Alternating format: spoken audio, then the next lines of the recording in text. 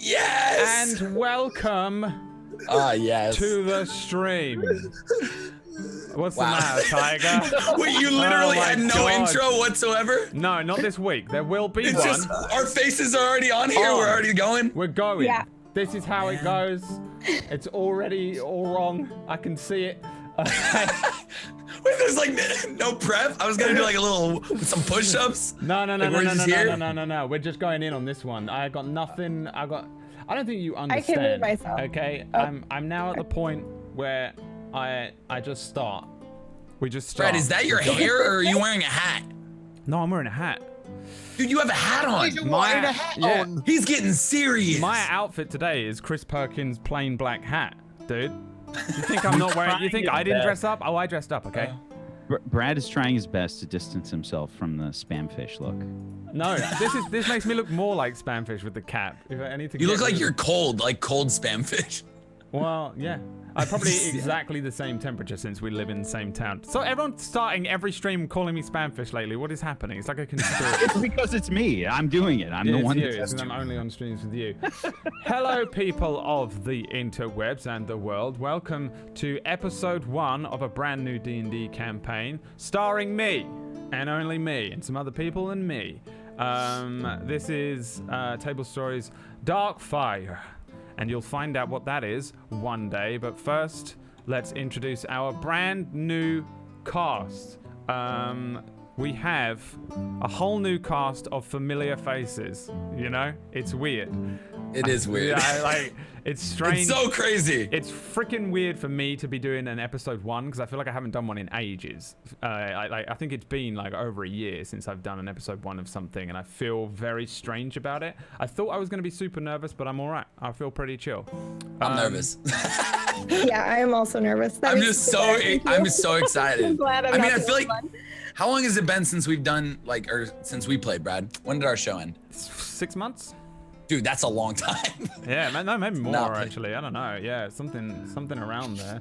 Yeah, They're making me- fun that I don't pick last names. I'm sorry, guys. It's one name characters. No, always. when we made the character, I knew who dude, his character is. same I asked thing. Brett. I was like, let me guess, that character with no last name is John, isn't it? It's always. I'm sorry, guys. Clutchant. That's his Clutch name. Akika Drift. Yeah, Clutch Akika Drift. Yeah. Listen. It's just a staple thing, you know. That's just it's okay, John. It's okay. It's you just just got me. your It's me. It's all right. you just got It's your alright. you got your thing. You know, I got my things. That's you my got your thing. things. You're the spamfish guy. I'm the one name guy. Like, I'm the spam fish. Oh my god! You're the one name guy. Hi. We have John. John has returned. Welcome back, John. Good to see you. Hey. Old pal. Good to be back. One name. Oh, one name himself. They Missy call him Skinny One Name John. On account of he's got one name every time he got character. Tiger's back as well since we're on a Fractured Worlds kick. Did you watch Fractured Worlds in the chat or in the comments of the YouTube videos and stuff? If you didn't, you're gonna be banned, so lie. No, you're alright if you didn't watch Fractured Worlds. It's probably a good thing because it was so damn good and I'm never going to be able to beat the...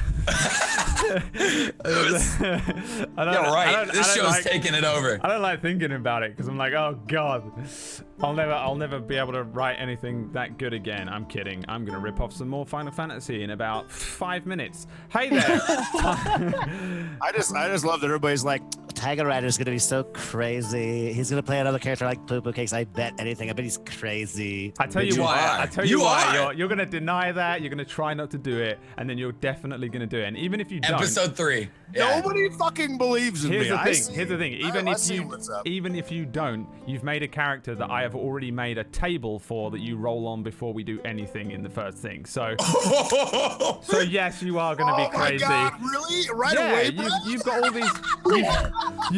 You've got so much weird Let's shit. It's funny because even if his reactions probably won't be what you think they're gonna be, but that's Well, okay. you've got weird shit anyway with your character. Like we'll get to I'm the weirdest character. That's true. You are quite a weird character, and also in D&D. We Nice. That's Well good. done. That was well done. we have Pumpkin Berry, who's wearing a wig that I lent her.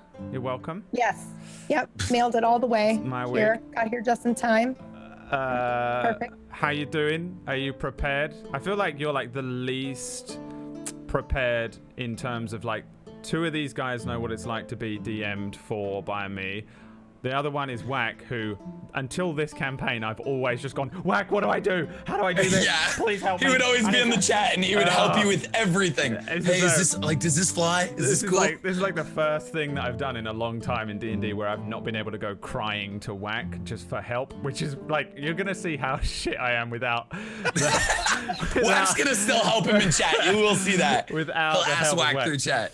I'm gonna have to help because I'm just gonna get angry. Like I can't hold it. The rage. I've already back. told him. I've already told him he's not allowed to backseat. I will DM, call to be you honest. McLoken. There is no backseat DMing allowed from Whack. If You're he out there doesn't- watching if he- McLoken. Oh my if he God. doesn't relax, like outside of character, and starts to backseat DM, things happen to his character. He's gonna have like Jay. I gave Jay a book of shadows in Storm King's Thunder, or a book of something, and it was just a book where he would roll a d20 every time we played, and something bad happened to him. And I'll just give Whack's character something like that. Give him some of that Michelotion. Never again. Never again. Look at how angry. It's so bad. Look at. I'm gonna let him rant The for a angry- minute. I've decided that Whack thinks that I have a resting angry face. Yes, Yeah, you you do. I do? It's the beard. I It's got stoic. That's why I It's shaved not mine. angry. Stoic. Somebody Yeah. told me recently, I was out in public and my friend was like, when you just sit there looking, you just look like people will not want to talk to you. And I was like, Oh, wow. they were like, you just look like you're not approachable. And I was like, kind of like Good. I like it. I'm not angry about that. But Well, that's why I shaved my beard, so that I would sound. that I you wouldn't look really good, by the way. I did notice your mouth looks different when you shave your beard. Yeah, though. it's weird because you can see it. It was an accident. It's a When you were story. I've playing told that the story video about the other 1,000 day. times, but You know the video where you had the scene hair and shit you were playing the other day with yeah. When I was young. Man. I would have fucked the shit out of you when you look like that. Yeah. That stoic I face remember- right after he says something I like that. remember being attracted He to. goes back to the stoic. See, I can't even. He's got this angle right now. Well, the thing Yeah. is, that was like the most can't horrific. look That was just a stoic. backhanded compliment. That was like, hey, you used to be hot. You know? Oh, thanks. No, you're still very good looking, honestly. No. I agree. I used to be hot. Where are we going with this? I don't know. I didn't even give Pumpkin a Welcome to chance Darkfire. to answer. Are you prepared, Pumpkin Berry? Yes. Yes. Yes. Okay. I think so. I All hope right. so. I don't. You. See, I guess we're gonna find out. You can never be. You can never be prepared. So was that a trick question there that you just Yeah. threw at me? Okay. I'm just setting you all up right now. And then last but not least, Whack Stephen. Oh God. I would never Man, the do myth, the last but least joke, unless it was Whack Stephen, because he would do it to me. You're looking very Robin Hood men in tights. very Robin Hood men in tights. That's exactly what I was going for. Like, so it's imagine perfect. you being the guy that's like trying to help the guy out of the 2 foot, 2 inches of water. You're Robin like, Hood? Yeah. You mean Robin Hood, Tiger? yeah, no, I wasn't gonna go that far. He's a much more attractive man. I said when he first showed up that he looked like Pan, Robin Williams' Pan. You know when he goes back? Really does. Yeah. It's funny because he's actually playing a sprite. He's not. What? Spot on. Did you just Yeah, no. spoil us? I No, literally looked. everyone else can see it's on the stream. You I guys- actually had no clue that Oh, you were yeah. gonna show people and spoil what we were playing as. I thought that Well, was. it's just another one of those things where I was like, I could do, but no. Should I look? I'm, No, I already peeked. Go and I look. just Go did and it look now. when you Let's- said Sprite. Let's get your reactions. Go and look now. I mean, When you I said mean, Sprite. Who's playing I what? mean, it's the kind of situation where, I mean, I gave Brad like a super detailed Photoshop file with full layers and everything, so that if he wanted to do something where he could just hide the names, he could do that. Yeah. Called out. Yeah. No, I know. He said, "Do you want? Should I just do it blank and you can put them in on OBS?" And I was like, "No, No. Easygoing DM. I love your title. Easygoing Easygoing DM. Just so straight up. That should change every week, by the way. Just change it every week. Just your mood. Depending meter. on your mood. Yeah, whatever his mood is. Yeah, that's a good Not idea. feeling great, DM. A little hungover. Vegan. Vegan DM. Just this week, though, guys. We're trying it. Whack is Throw meat at people. Whack is famously the DM of Doom. So I guess I'm just the anti-Whack, which is ironic because IRL, I'm the evil one and he's the good guy. And when it comes to DMing, he's the evil great. one. Anti-Whack DM. We really like that. The anti-Whack. That's not a thing for me. Oh, there's no H in your name, Whack. God dang it. Whack. Anti-Whack. In that moment, there is. Yeah, it's whack with a wind up. So, I have prepared a setting. And I have vaguely prepared some games. I have rewritten this story a few times, and I've rewritten the first episode about 15, something like that, times, down to what can only be described as the one we're about to play. So anybody who's watched what I've done before recently, I did run a show called Dustveil, which was set in a world called Lacrin. I'm using the same setting, it's the same world, but it's set 1,000 years before that other campaign, and there is no links. Like, there's nothing other than the fact that there is one continent elsewhere called Dustveil, and then this continent, which is called Thelmecia. Because normally I sit and talk for freaking ages about, like, this is the world that I've made, and here is the political stance, and this is what it looks like, and stuff. I decided this time I would not talk for ages. I would talk for a much shorter amount of time, and then get Connor Cronus to re-record that talk for me in a cool voiceover way, and then I'd edit it and animate it to a bunch of stuff, and give you guys a little Really? Yeah. So I'm just gonna play you guys now an introduction to the setting of Tablestory Darkfire. It's basically just, here is the continent, here is the here is like what happened recently, and yeah. So players, you're probably gonna have to watch the stream. I'm on. Yeah, Let's go. I'm ready. My body's ready. Let's go. We're gonna begin the actual beginning of Tablestory's Darkfire with this, and then when we come back, we will actually start with the actual game. So, as long as you're prepared, this video, for the record, is about 4 minutes long. So, because you're not going to have a little YouTube bar, but just so you have, if you're expecting it to end in 30 seconds, it doesn't. This is the official setting introduction for Tablestory's Darkfire. Enjoy!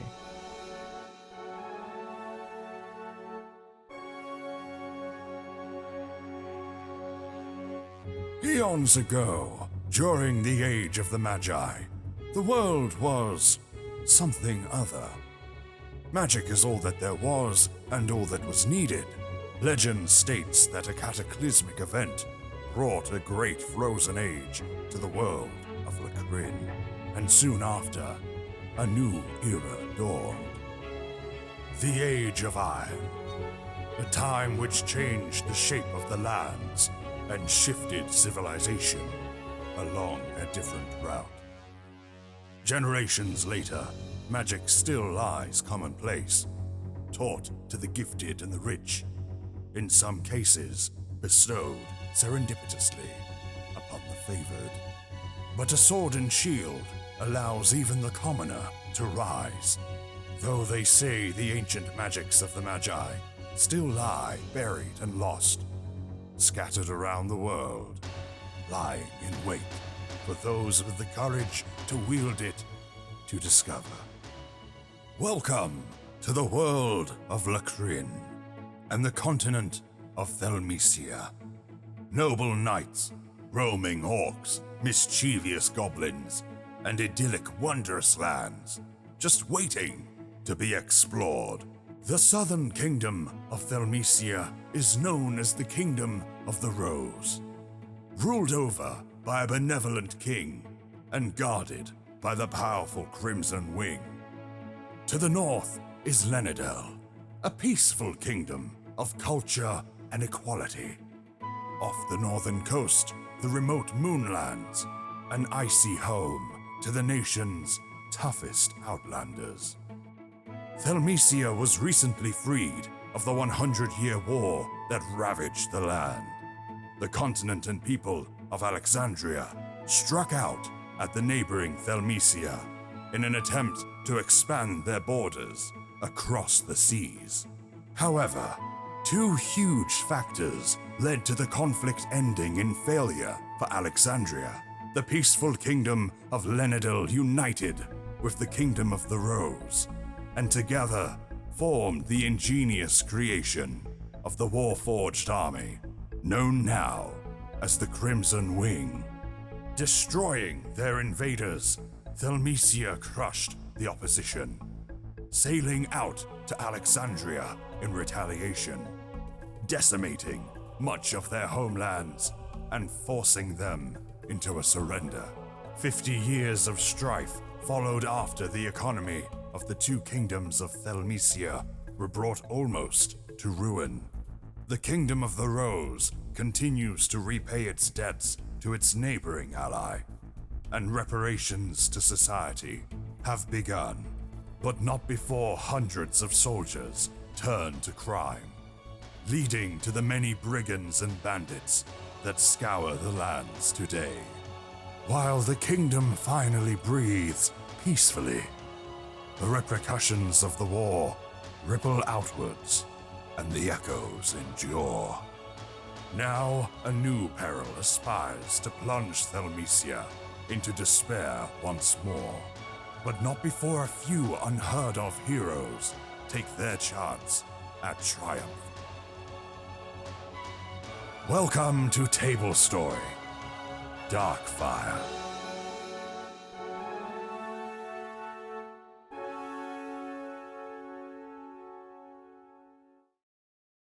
There you go, everybody.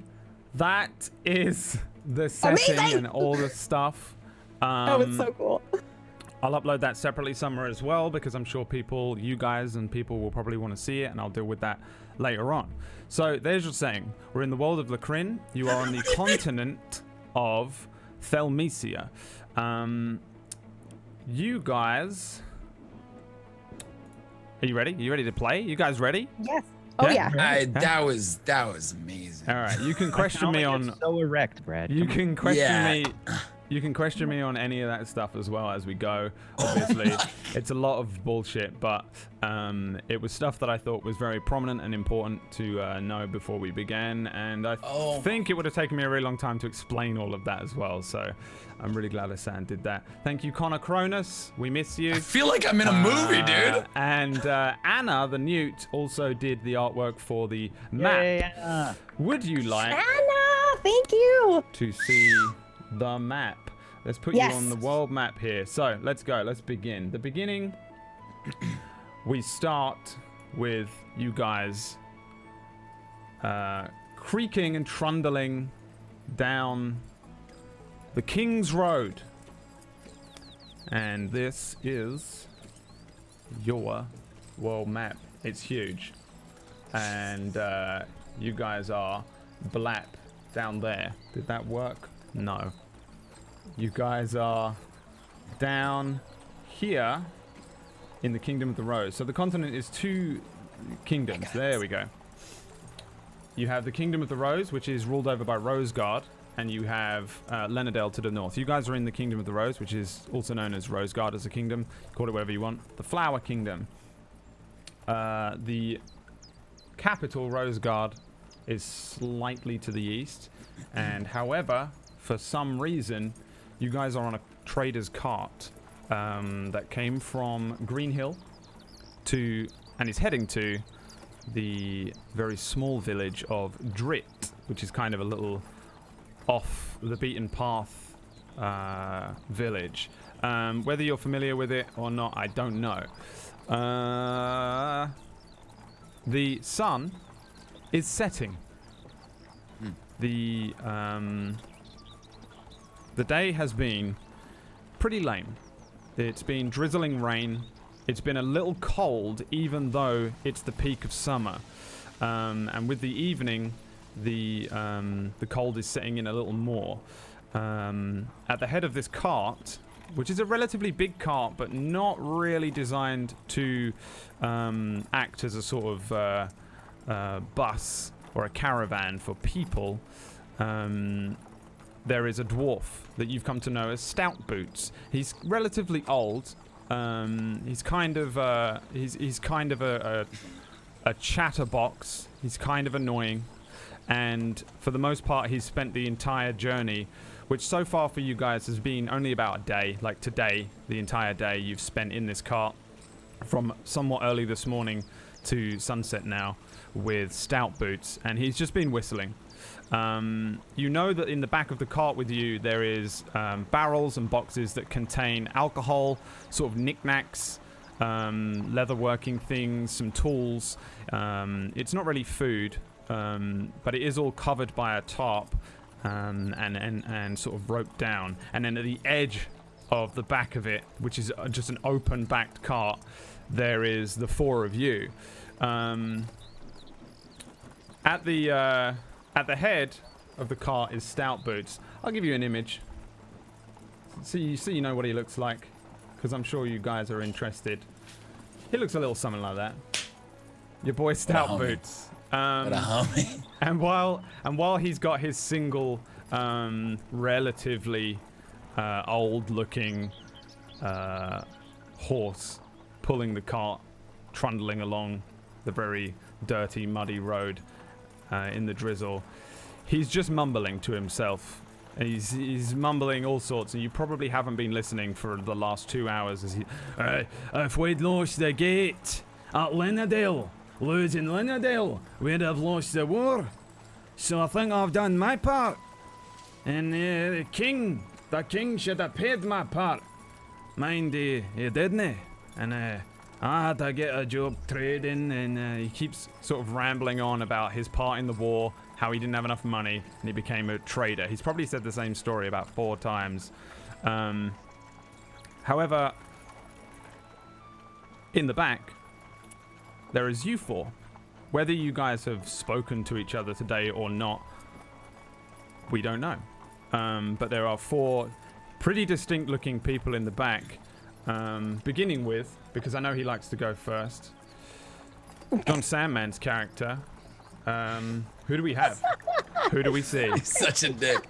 You're such a dick. Why me first? All right, so you got Drift.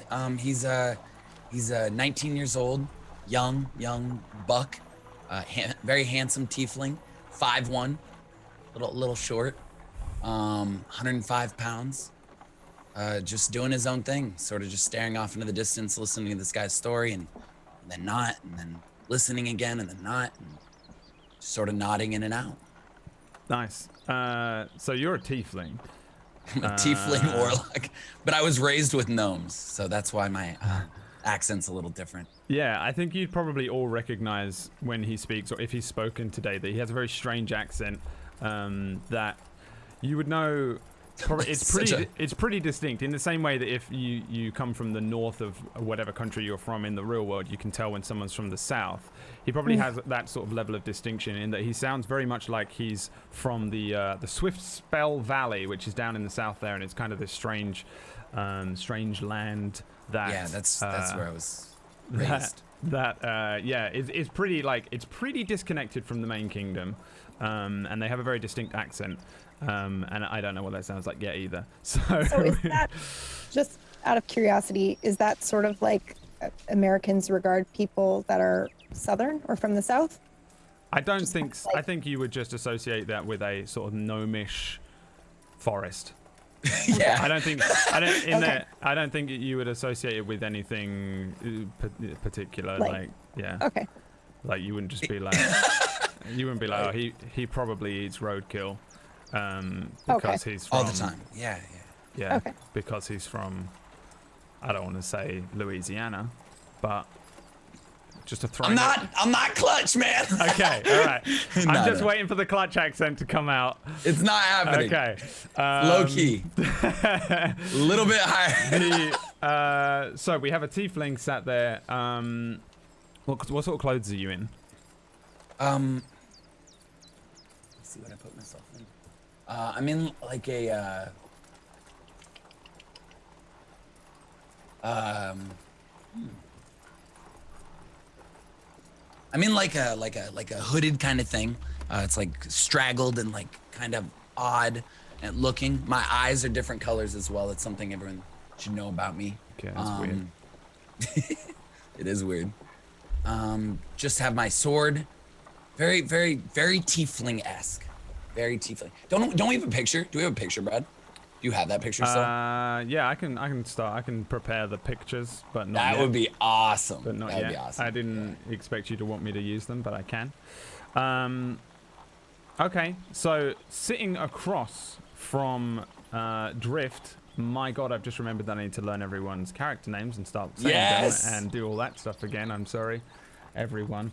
I would say we probably have Rin, Pumpkinberry, your character. Just, you can say as much or as little as you want, but I think a basic description would be nice to start. What do we Okay. see in Rin? Rin is a very petite. She's 5'9", so she's fairly tall. Looks a little bit frail. Has the lavender hair. She's a high elf, and she's in very simple robes. Definitely has like a hood over, and hasn't said a word the entire day. That's about it. Quietly sat there, Mm-hmm. yeah, listening probably to the ramblings of this dwarf. Maybe at first trying to pinpoint the accent that you hear from the strange tiefling sat across from you with his odd colored eyes. Next to Rin is by far the largest member, a hulking figure, Tiger. What do we see when we look at 19 as the sun sets in the back of this cart? Your side of the cart, by the way, is weighed down. Like, it's probably just got two wheels, so it's kind of like rickety and odd. And like your side of it is definitely kind of angling the cart towards you a little more, even though there's all this produce and barrels and things filled with stuff. Your side of the cart is definitely weighed down a lot more. You see an 8-foot, 335-pound Warch. And he's very hourglass guest. He's got a very huge, broad shoulders.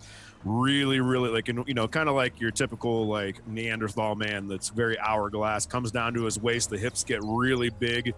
Large legs, 8 foot. He is red in color with a bunch of the red. Like 60% of him is red. The rest of it looks like it's been rubbed off. And he's a real big boy. You see a huge great sword on his back as well, along with on top of a huge great sword you see just kind of like little symbols here and there that don't really make any sense, because some of them look scratched off, some of them look normal. And he's got a very simple, plain Warforged face, very kind of standard, stoic, and just there. His eyes are lit up, but they're what was, you know what, I have to ask this, Brad, what did we decide the color was prior to the color we were going for?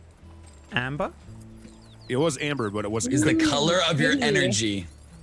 Well, the eyes are supposed to be amber, but if I'm correct, I think they're like a light, like a white right now, because they're not allowed to be amber yet, because Brad told me they're not allowed to be amber yet. I did? You did. Can they be amber? Because if so, hey, weirdly enough, his eyes are amber because Brad forgot about it. So he has amber eyes. I think I know what you mean. No, here's okay. So Warforged. You should tell him a little bit about your end of it, because Yeah. it's kind of like me giving my description. That's what I was gonna do, yeah. Kind of giving your description, yeah. So Warforged are a race of constructs, which means that they're very similar to sort of robots, but they're kind of old school. Traditionally, they're from the Eberron setting in D&D, And So cool, dude. Yeah, D&D I think just released an Eberron thing with all sorts of Warforged stuff in, and that is just a coincidence, by the way. It's also kind of a coincidence that I made a setting with loads of Warforged in, and that came out, and then Tiger came to me and was like, I want to play a Warforged, just randomly. It kind of all worked out really well. I would definitely say my Warforged doesn't look exactly like the Warforged in D&D. Like, it's probably pretty close, but the face is definitely different. It doesn't have that jaw lock look to it. Does that make yeah. So the classic D&D Warforged are a little different to the ones that are in this setting. You could show that picture I sent you. We could do that. I would, but you know, I have to upload it and do it. I know. I had the picture too. Like I'm on it. I'll get to it. So the Warforged, obviously in the normal traditional sense, are a little smaller and they look kind of a lot more humanoid. The Warforged here are very large. They're like big hulking robots almost. They're very armored. They look like they're all wearing plate armor. Most of them kind of just look like your cliche like anime knight almost. They have that big, huge pauldrons, plate armor along the front, and just a helm sort of shaped head with gaps in for where the eyes are. That they were created during the war to win the war.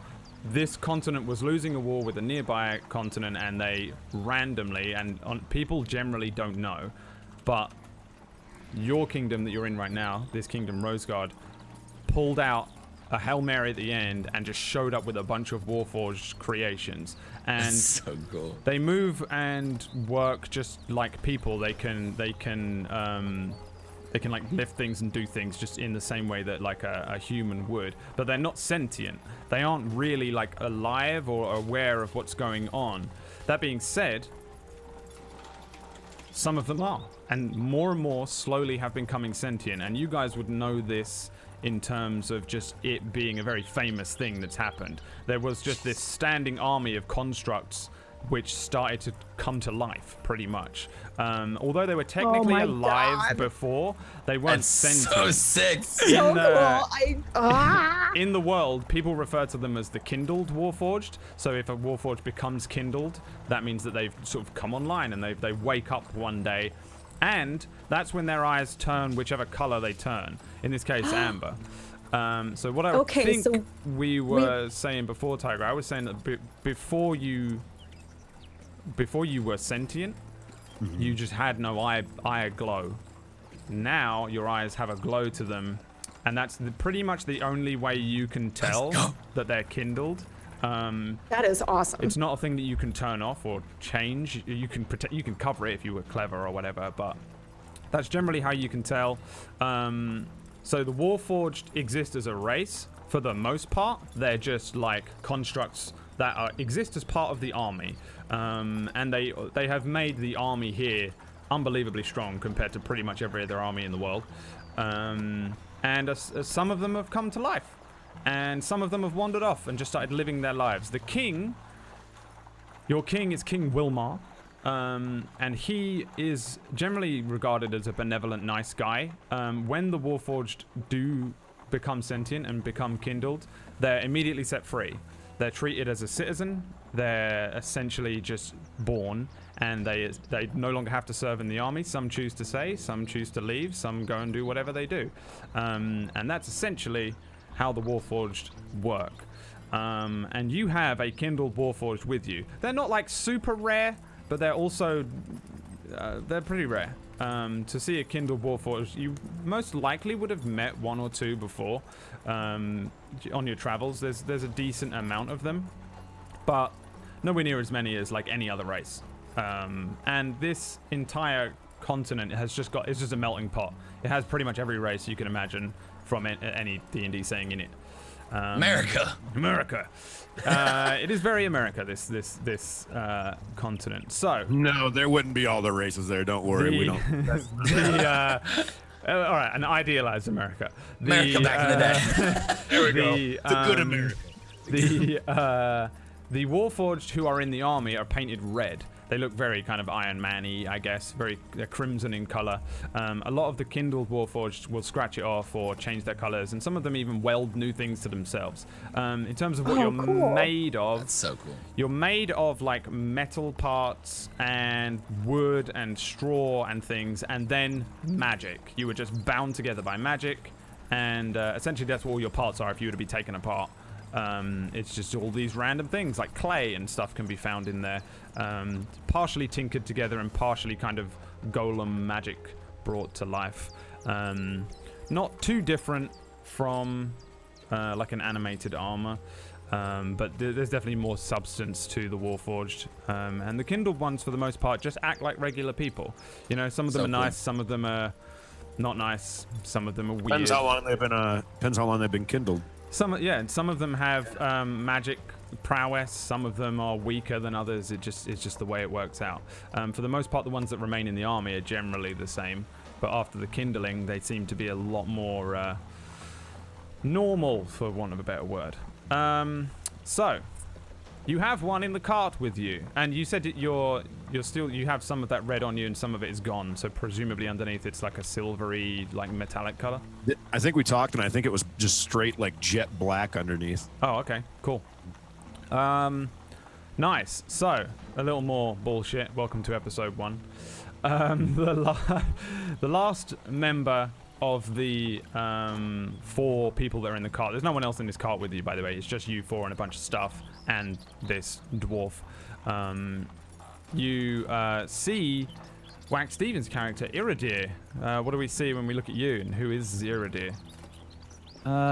So Iridir has been kind of enraptured by the story that what was it? Stout Boots. I'll write Stout Boots in the thing. Stout Boots has been telling throughout this entire time. So most of my attention has been focused there. I'm about 6 feet tall, green eyes, tan skin, brown hair. Sits to about my jawline. You can occasionally see the slight point of ears protruding from my hair. Tend to be on the leaner side, a bit of stubble on my face, and I have fairly plain clothing, nothing really ostentatious or anything along those lines.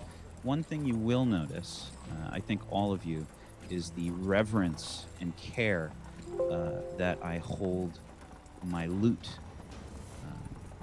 much higher in regard to anything else. I think this is apparent in my general demeanor, and that I'm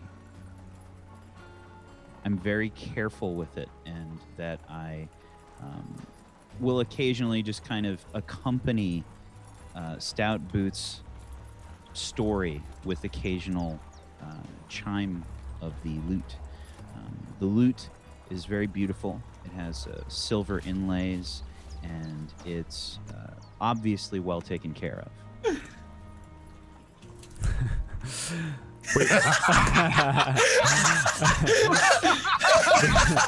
If you can see what we're typing in a group we chat, have we have a private group chat on Zoom, and everyone's just typing precious, precious.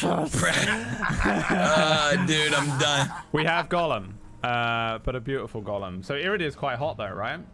Yeah, he's a good-looking boy. Beautiful half elf. what's the difference between this guy and Wax Stevens? What's the difference?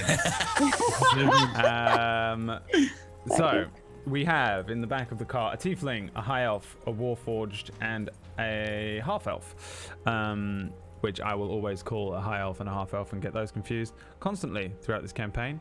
Thanks, you two.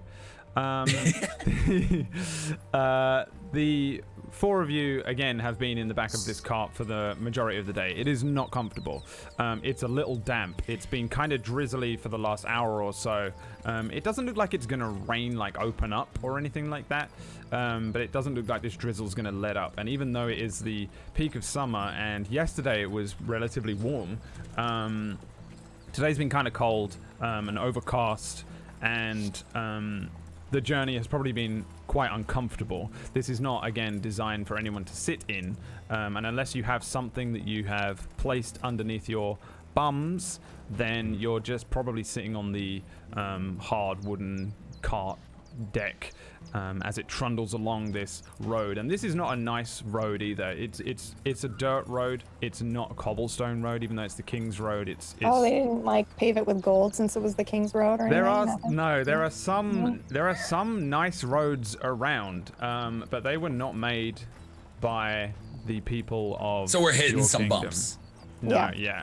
This does not have a nice road at all.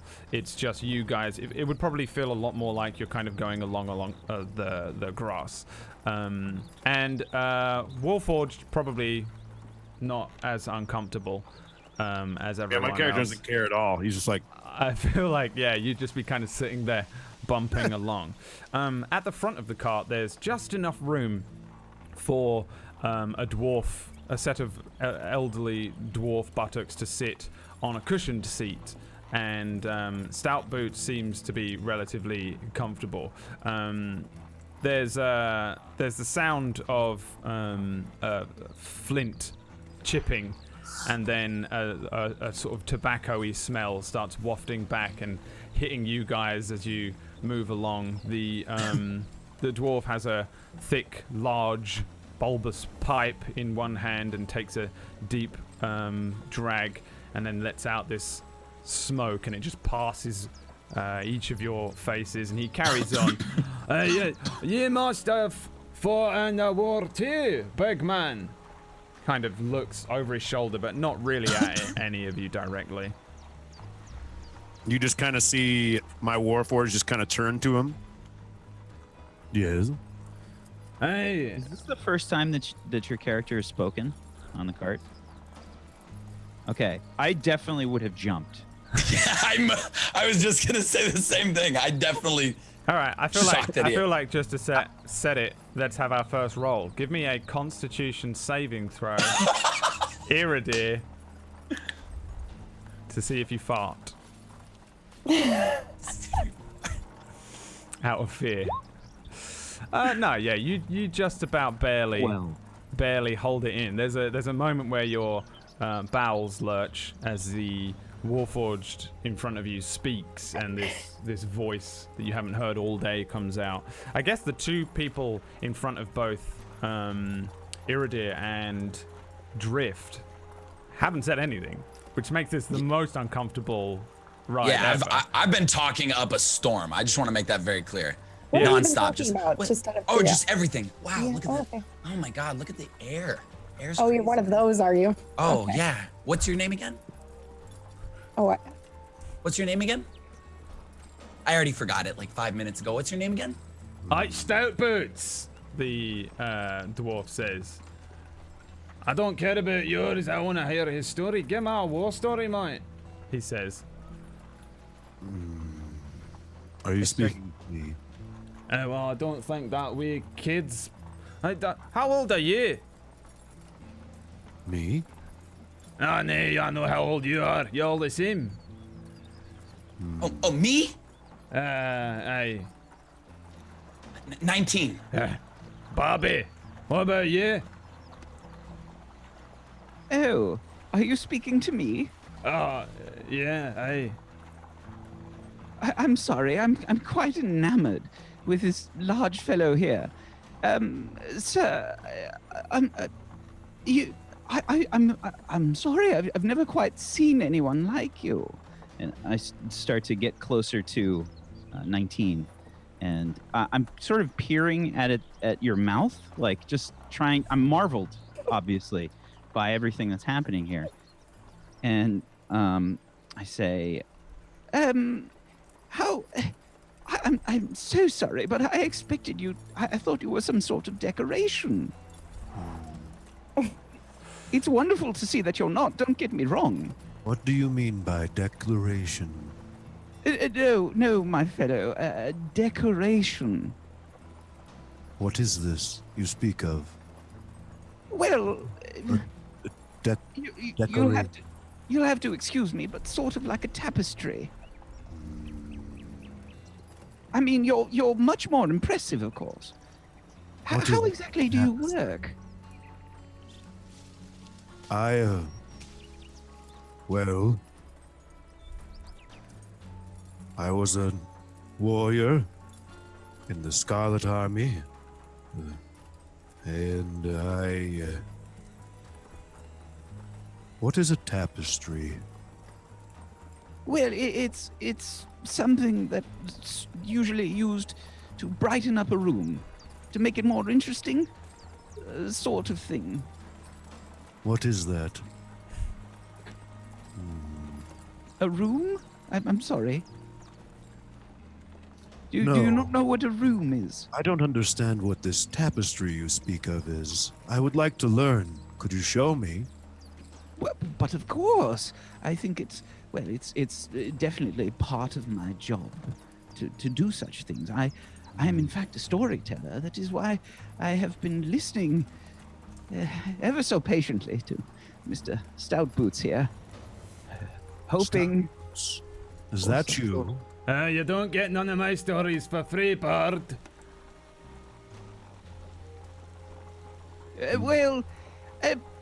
Have you considered adding some sort of a hero or a villain? Hey, there's a hero. Stout Boots.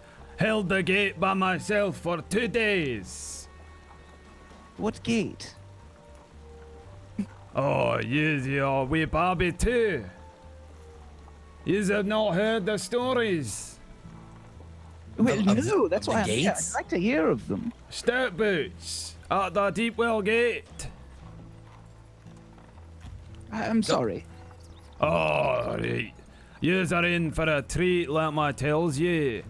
It was me standing at the gate, all by my lonesome. 100 Alexandrians standing before me, way before these lot showed up and bailed us out. And he kind of he actually turns around. Like, rarely he's turned his whole head around, and he gives a full look towards 19 and kind of locks eyes with you for a second and gives you an actual nod and says, "These don't understand what yours lot did for us lot." He turns back and says, "Hey, by myself I was, just me, standing in front of the full horde of Alexandrians, bald heads, long beards, tattoos, and angry faces." I'd like to start playing my lute to sort of amp this up. Okay. Give me a performance check first of all to see how cool. 24. Oh, so good.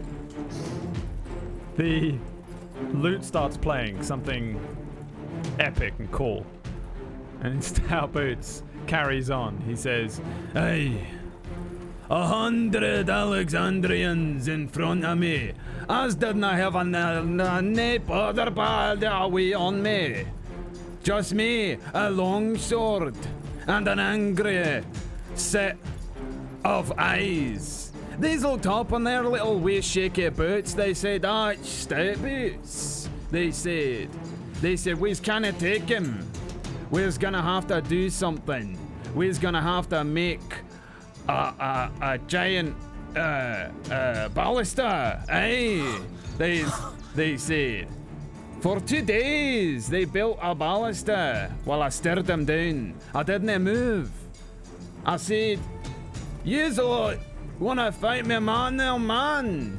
They said, "Nay, we's gonna hit yous with a ballista." You start seeing 19's eyes like starting to get brighter, and he starts kind of like just getting looks anxious a little bit. I'm freaking out. I'm loving this story. He says, yeah. These made a giant ballista. Yous know what that is, well, laddie? He looks kind of towards you, Drift. It's like a big cannon. Like a big cannon, aye. I don't know what a cannon is, but it's like that. He says, they loaded it up with a tree. That was the size of the arrow that they was gonna fire at the Deepwell Gate. If we lost the gate, we was gonna lose the war. I said, fire it. But let me tell you something. If that doesn't kill me, Am's gonna kills yous. that night, they's fired that there baluster right at me. I jumped onto the sky, circling the moon. I bring my sword down on that there tree-sized arrow. The splinters explode into 1,000 smaller arrows, killing every single one of that there Alexandrian army. And that's the story of how I, Stark Boots, held the deep wall gate by Maz Lonesome for 2 days. You may all roll insight checks. I stand up and I'm I was clapping. about to ask if I could roll I it. believe it. I'm like, do I have to roll? I believe it. First critical fail. Got it. 24 followed by the first critical Oh fail. my gosh, believe that was incredible. In an I think Red called that in the chat. yeah. It was unreal. Yes. Okay. So the old man in the front kind of yeah, hey, that's right, settles himself in That again. was amazing! I've And, never heard a story of such riveting tales. Surely you are some sort of god. Rin, 19, and well, Rin and 19, you're pretty convinced that was just baloney. It was just, he's just lying. He potentially didn't even show up in the war at all with a story like that. There's no way he did this. If he did this, he would be so famous that I'm there's no definitely- way you wouldn't have heard of him. Drift, you're pretty. No, I believe it. I don't You're- care what I well, rolled. you're That was pretty- amazing. you're That was pretty like sure. I've never heard a story quite like that. I'll let you choose, basically. to Oh, I'm believe it choosing or to not. If believe you the want, crap then out of it. fine. Oh my god. 'Cause you're on the line. Stout Boots is the coolest guy I've met in my whole trip so far. Iridir was just concentrating far too hard on playing the lute, was it? I Yes. saw that whack. I saw that. That he It's notable. he believed that. 19. Is it, Can you is it roll me- coincidence? As Wax says that I rolled a 19 for my first roll as the character 19. And your name's 19. That's crazy. amazing. I don't like that. That freaks me out too much. I'm going to ignore it ever happened. Can you roll me 2 d20s Fuck, it begins. while the story is being told? I'm curious because I already had like a thought process in mind, so this is going to be exciting. Roll another 19. Do it.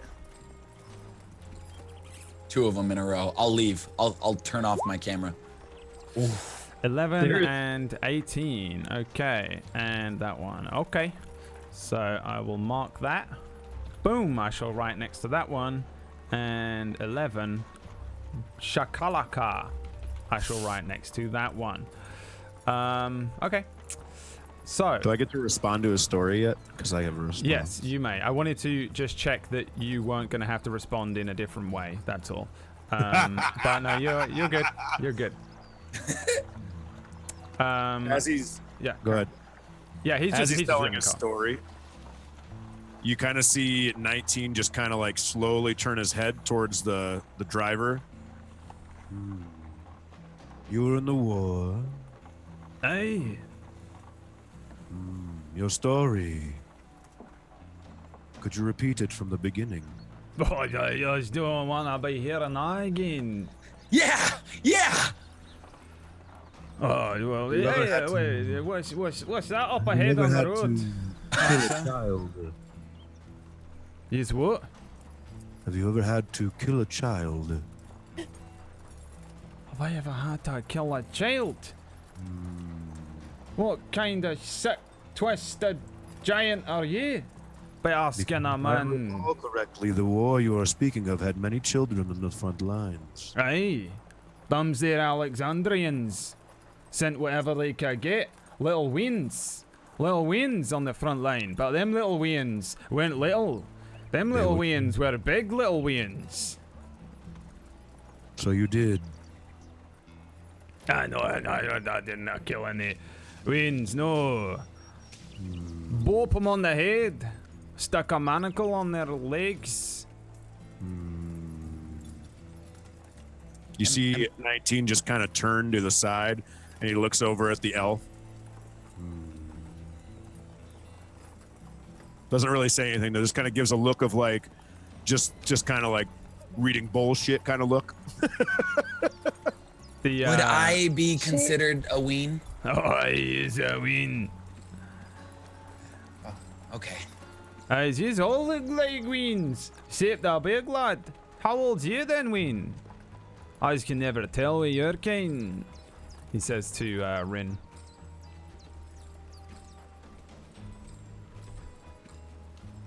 Hey, had your tongue cut out. Hey, he turns back around and says, hey, I hope she hasn't had her tongue cut out. Well, if you've had your tongue cut out, I'm sorry, I did not know. Quiets down for a moment, takes a puff of his pipe, looks up. The sun is setting a little further. The light is really starting to wane now. It's kind of still light, but not.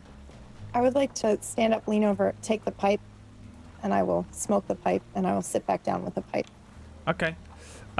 You sort of stand up, probably wobble a little bit, but I don't think enough to need to dex save and stuff. You reach out and grab the pipe, and I don't want that. That's getting cautious. That's high quality. Hey, well, feel free to pass it in. She doesn't. Okay. I have my hand up, like waiting, and 19 I notice she's knocked down. 19 just looks at him as like, and looks back and forth into the pipe, and there's.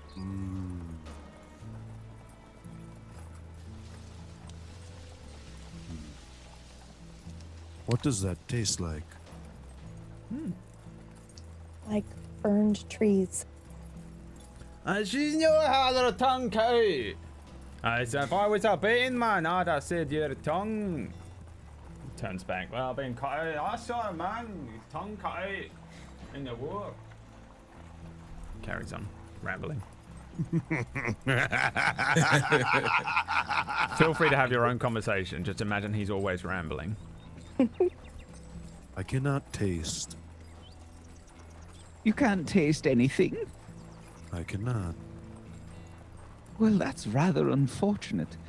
I know quite a few things that taste delicious, and, well, I'm hoping that this trip will take us somewhere that will, that will provide a better fare than we've been given thus far.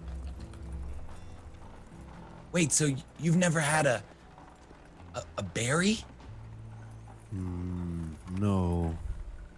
What about a pie? You've never had pie? No. Nothing? I do not. How exactly do you, how do you keep moving? Do you have some sort of, I don't know. You'll have to excuse me. I've never quite seen anything like you before. I have been told it's magic, and that I am a construct. I am unclear of how I was made. Are you familiar with statues? That is what he believed you were when you were on the cart.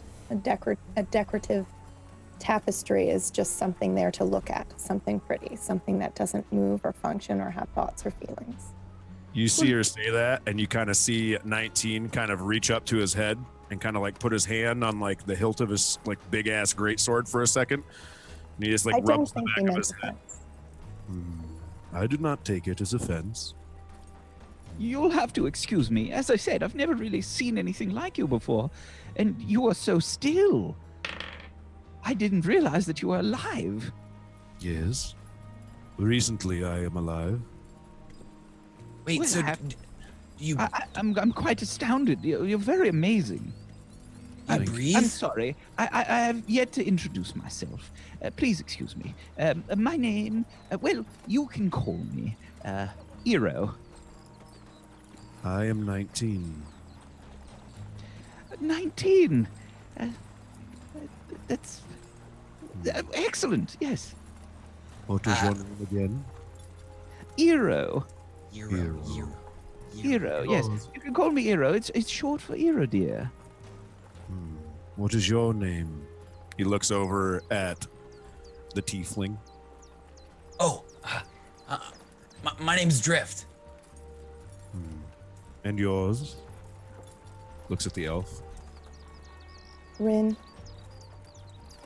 It's nice to meet you. He just Yes, nods. it's very nice. I'm glad that we could converse a bit after that wonderful story. I mean, it was very impressive.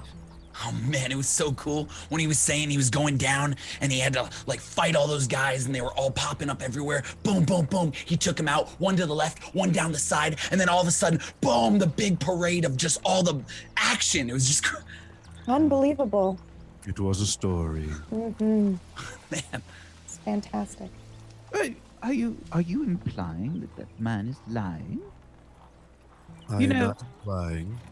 I have quite a perceptive outlook on life, and I think that I would be able to spot a liar. You see, I am quite gifted with stories myself. Should we play a game? Oh, I enjoy games quite often. Well, how I about- enjoy games too. What is How a about- game? Oh, a game is something that we do for fun, for no purpose other than to Oh, experience a but thing. there is most definitely a purpose. Games enrich the soul, much like music and story. And they're fun. What is a soul? Well, it's what everyone sort of carries around with them. You see, I'm not much for religion myself, but so many people believe that souls are deeply tied to a deity. And they carry on with you in the afterlife. I like to look at the sort of yes, What is a deity? like a god, some sort of divine being. Divine. Okay. I would like to think as a soul as when you eat a really good meal and then you're full, that's your soul. Except that he can't eat, so that is useless. Example. Right. Right. Do you believe in these? Me? Well, I like to believe that there is, well, something a little bit more than people, more than what you see. Again, I'm not really much for religion per se, but I find that music and games and other things seem to touch on different emotions and such of humans and elves and dwarves and what have you, and hopefully, you'll have to excuse me again. I'm uneducated when it comes to your people. What exactly are you? I am a construct. A construct. And as he says metal, he reaches over to Eero's leg and just kind of like puts his hand on his leg. But it's not like a regular hand on a leg. It's like a 30-pound hand, like sitting on your leg. You can touch it. Oh, All right. I will do that. I will absolutely reach out and touch. Since we're all touching, can I touch it too? Yes. I am I made knock of a lot on, of knock things. on it. The When you dwarf knock on it- is leaning back as well, like. Let's have a talk. Let's have a wee top. Hey, goes back to his. When you go to knock on it, when Eero goes to knock on it, it does not sound hollow at all. It like almost hurts his hand because it's so hard. Oh, I'm sorry. I didn't really know what I was expecting, but it's very impressive. Do that's you awesome. well do you do anything? How do you spend your time? Learning. I have only been, as I've heard it called, kindled for 40 days. 40 days. So, to put it in retrospect to you, I have only been alive for 40 days. It's a win! You're younger than me! You're younger than me! He says I'm not that. the youngest!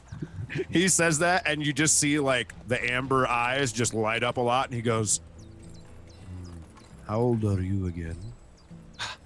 Me? Oh, I'm 19. I'm 19. No. I'm 19. I am 19. No, you're 40 days old. I'm 19. Aye, there she blows from the front. The dwarf. Yes! The dwarf points. The dwarf, Yes, dude!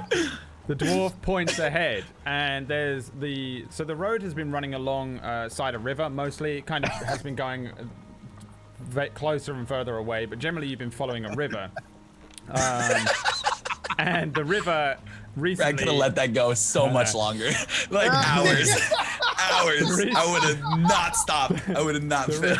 The river turns and goes underneath a very small bridge a little ways ahead. It's still relatively far, but not so far that you can't see it now that it's the cart begins to sort of crest a hill, and you can see just a little bit in front of where you are a very small village. You can make out immediately the houses. People have started to turn on lights in their houses and light candles, so you can start to see the glow in a few of the buildings. They're kind of spattered and sparse. It looks like there's some farmland that you're going to be coming up on first, and way further ahead you can make out a little cluster of buildings that you'll probably be coming up on within half an hour or so. You'll be in the center of it. The dwarf at the front of the cart, just while you guys are there she blows dirt. Personally, I think someone misspelled the word dirt, cause I ain't much more than that. Not no more. With our minds closed and all the empty pockets, I got a few farms, not much more. What's this? What's this here? I'm like clambering forth, by the way, in this like look of complete and total like giddiness for a second. Yeah. That we're approaching this town, and then immediately upon seeing it, it's just, oh. Yeah, it doesn't look too nice. And again, the sun is setting. Like it's a little closer to dark than it is light at this point. There's still enough light that you can make out your landscape. Few bushes off to one side, a little set of woods and forestry, and then some plains ahead of you that are just seem to be farmland. However, in the center of the road, you see something. There appears to be a figure in the center of the road. Somebody in very large, dark-washed armor. It's glinting somewhat in the setting sunlight, and the armor is clearly master-crafted. You can immediately make out that he looks like he's got either access to some good blacksmith or weaponsmith, somebody who knows what they're doing, or he's somewhere along the line got a hold of this armor. And he's standing there with two great swords, one in each hand, palm held outwards from his body. And he sort of lifts his helmed head as the cart comes to a slow, and you see Stout Boots kind of like start to look a little anxious. His hand goes to a short sword that he does have on his hip. The cart comes to a stop, and the knighted figure in the helm says, Halt! I am Galanthus Titarian, the Knight of Darkness. Hand over your wares, your cart, and your cargo. You may keep the horse. Step aside peacefully, and I will allow you to pass with no harm. Is he what? robbing us? Looks like it. Stout Boots turns back to you guys and says, you's got a bigger sword than him, right? You see 19 just kind of like eyeball the guy, and you just see him look at the other three, and as he looks back from the other three, he steps off the cart, and when he steps off the cart, it just makes like a Yeah. and the cart, I assume, like the weight evens out. And you also Shoot into the air a little bit. Yeah. Yeah, you also see Drift just like sort of like get a little evil and just be like, time to play. And like I just jump What? off the front of the cart, like in the air. Whenever you want to freeze frame me, you can, but ready to like just go in. All right. Well, if you want to do that, give me an acrobatics check. Absolutely. See how Please. good this looks. Oh God. No. You just jump off the front of the cart. You don't fall or anything like that. You just jump off the front of the cart and land. The huge hulking form of the Warforged steps off the back and begins to, I guess, walk around the cart. Iridir, Rin, are you doing anything particular? Staying on the cart, getting off the cart? Whatever? I'm sitting there bewildered, and I look at Rin and I say, "I'm sorry. What's going on?" I think he's trying to rob us. He's trying to rob us. Oh, he's almost there. Oh, this isn't. And the You will not be robbing us today. I am not to be trifled We with. got money and be on our way. Should you force me to, I will not hold back. Pass peacefully. Leave the cargo. I'm sorry. Is everyone about to fight this man? Yes. Look at him. You can 19 start legitimately slow walking straight to this guy What? at 8 Absolutely. foot. Absolutely, yeah. The large figure, as you see 19 heading towards him, I'd say you probably get a pretty good idea of the size of this guy as well. And how tall were you, 19? 8 foot. Oh Eight my foot. God, dude. This dude is 9 foot. As you Whoa. approach, Oh my God. as you That's approach, fucking wonderful. he is huge, and like once you start to get the real scale of him as you approach, you realize that he's holding these two great swords with relative ease. Like you have one, you definitely are able to feel how heavy things are and stuff. You're not like unfeeling or whatever. So you can see that he has two great swords, very similar to yours, pretty standard looking. Though, again, his armor looks real nice as you get closer. Inside of this is a very large something or someone. Absolutely. To be holding up this huge amount of iron on his body and these two swords. Yeah, you approach, and he shuffles a little bit as well. You hear the shuffling of his armor as it scrapes against the separate plates. What did you want to do, Rin? I have no attachment to this cart. I'm prepared to leave it. Okay. We don't need to fight this thing. Stout Boots says, Yeah, we don't, but we've got one of them. Well, it's just, I'll just knock it off his price. He's not paid me, right? He's got to pay me. I'll buy my cart for it. We'll deal with that in a minute. We'll just send him in. He just doesn't have to pay as much silver. As you see 19 walking up, you just kind of hear him look to the guy, and he goes, "Why do you do this?" The sort of huge form of Galanthus Tartarian says, I am a warrior. Powerful. Strong. Give me your wares. Give me the stuff. Just stand down. Beast. Did you buy this armor, or did you steal this armor? I welded it with my powerful hands and arms. Stand down. As he says that, he Knight. doesn't do it, but he reaches back and he just grabs the hilt, but he doesn't pull it out. He just grabs it and he just looks at him and goes, "Please, we do not have to do this." We really don't. Please. We do. I paid a lot of money for them trinkets. There's some good leather in there. I just don't want to have to fight him. Send in that there Warforged lot. He's gonna do something cool. Excuse me. I'm sorry. I thought we were traveling with the renowned. I'm sorry. What was your name again? Stout Boots, don't you Stout forget Boot. it. Oh yeah, I thought you were some hero that helped people, and you're going to send somebody I else. put my back out. I put my back out after the war. Okay. He's back Sure out. you You did. don't I'm want very to old Sure you now. did. The war Tell you was what. 50 years ago. That's how we I'm- mine. I'm getting off this cart, and I'm going to give him the cart. Oh, we're all getting off the cart then. All Yep, right. off the cart. When Um, when they I get just- off the cart, 19 lets his hand back down with no sword and looks at the guy and goes, "You're only after the cart, not us." That is correct. I do not wish to harm you. Oh, come on, Look, guys. We can't back down now. I look back at Drift and I go, I just nodded him. After I nodded him, fuck it. You just see me at I'm night. with him. I'm jumping with him. As soon as I see him reach Oh. and pull up, I am immediately like charging in. Just Okay.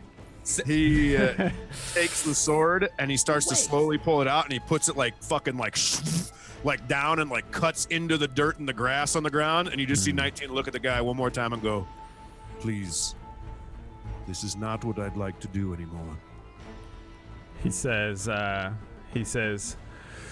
Fool, I am Galanthus Titarian, the Knight of Darkness, and I will be your end.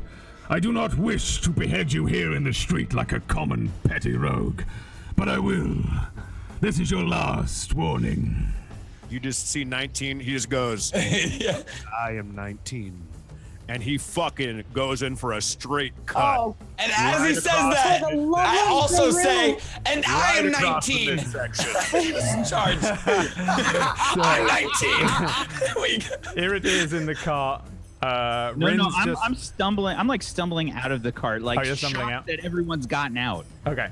Rin's out of the cart. Stout Boots on the top, in the driver's seat, just goes, "Hey, chop his head off!" And Drift and 19 just rush at Galanthus Titarian. And when we come back from a break, we'll Let's see go! how that pans out. Thanks for watching, everybody. I hope you're enjoying the first episode. And whack part. Always back to these breaks, dude, Yeah. at the worst times. we're gonna go. We're gonna go for a quick break. Remember, if you want some D&D things, we have a Patreon now on Tablestory, and you can head over to patreon.com/Tablestory, and you will get all of these different rewards. Depending on the tier, there is all sorts of stuff that we give out. It's basically a DM's hub, where you've got different character sheets and creatures and NPCs for D&D and different So systems, as well as cannibalized campaign stuff. And next month, I'm going to give you guys some stuff from Darkfire, which is fun. And yeah, after the break, the group will encounter Galanthus Titarian, the Knight of Darkness, just outside the town of Drit. Thanks for watching. We'll see you in a few minutes. Peace.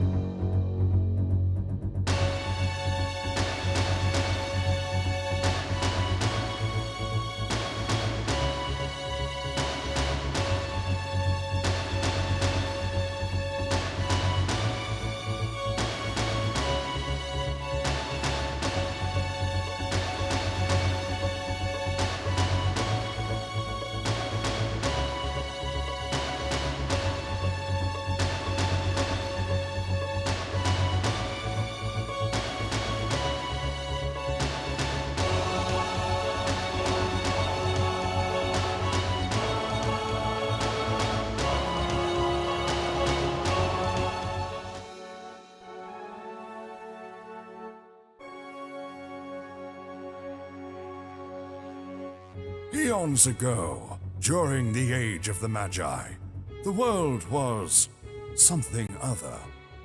Magic is all that there was and all that was needed.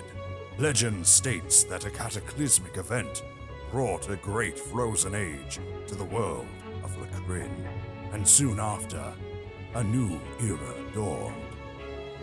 The Age of Iron, a time which changed the shape of the lands and shifted civilization along a different route. Generations later, magic still lies commonplace, taught to the gifted and the rich, in some cases bestowed serendipitously upon the favored. But a sword and shield allows even the commoner to rise, though they say the ancient magics of the Magi still lie buried and lost, scattered around the world, lying in wait for those with the courage to wield it to discover. Welcome to the world of Lacrin and the continent of Thelmecia. Noble knights, roaming orcs, mischievous goblins, and idyllic wondrous lands, just waiting to be explored. The southern kingdom of Thelmecia is known as the Kingdom of the Rose, ruled over by a benevolent king and guarded by the powerful Crimson Wing. To the north is Lenadel, a peaceful kingdom of culture and equality. Off the northern coast, the remote Moonlands, an icy home to the nation's toughest outlanders. Thelmecia was recently freed of the 100-year war that ravaged the land. The continent and people of Alexandria struck out at the neighboring Thelmecia in an attempt to expand their borders across the seas. However, two huge factors led to the conflict ending in failure for Alexandria. The peaceful kingdom of Lenadel united with the Kingdom of the Rose, and together formed the ingenious creation of the Warforged army, known now as the Crimson Wing. Destroying their invaders, Thelmecia crushed the opposition, sailing out to Alexandria in retaliation, decimating much of their homelands and forcing them into a surrender. 50 years of strife followed after the economy of the two kingdoms of Thelmecia were brought almost to ruin. The Kingdom of the Rose continues to repay its debts to its neighboring ally, and reparations to society have begun, but not before hundreds of soldiers turn to crime, leading to the many brigands and bandits that scour the lands today. While the kingdom finally breathes peacefully, the repercussions of the war ripple outwards, and the echoes endure.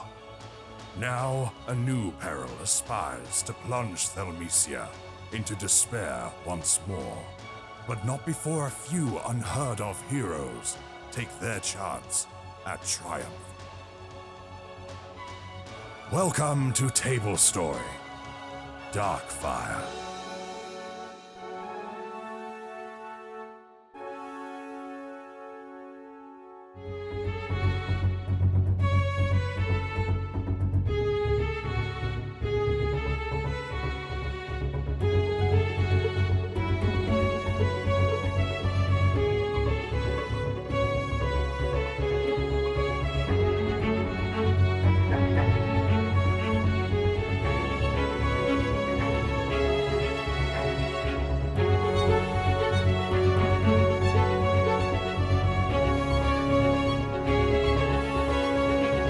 Welcome back, everybody, to what can only be described as the beginning of the end.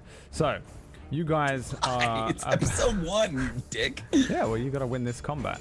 Here's one thing I promise you, is that I'm actually going to be a lot harsher than I have been in the past. The irony of having easygoing DM, and I've promised myself that I'm not going to be an easygoing DM this time. I've been playing in one of Wax's campaigns where he's been relentlessly abusing my character for weeks and weeks now. and I have to get him back somehow, and unfortunately that will trickle down onto the rest of you. I see. Come on. This is not going to be Identity Crisis, everybody.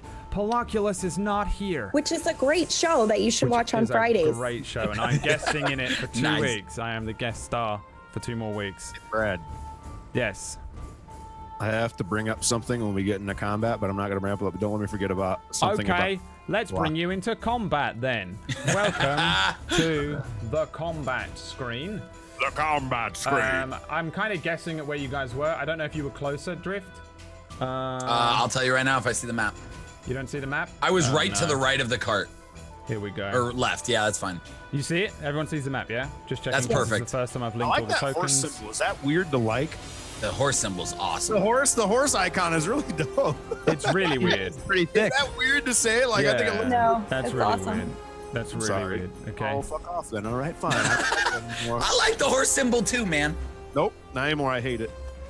Okay, so everybody will need to roll me a set of initiatives, and then we'll get on with all the other baloney. So if you don't know how to roll initiative or you've forgotten, you have to click on your token, and then click on the initiative button on your character sheet, which is at the top.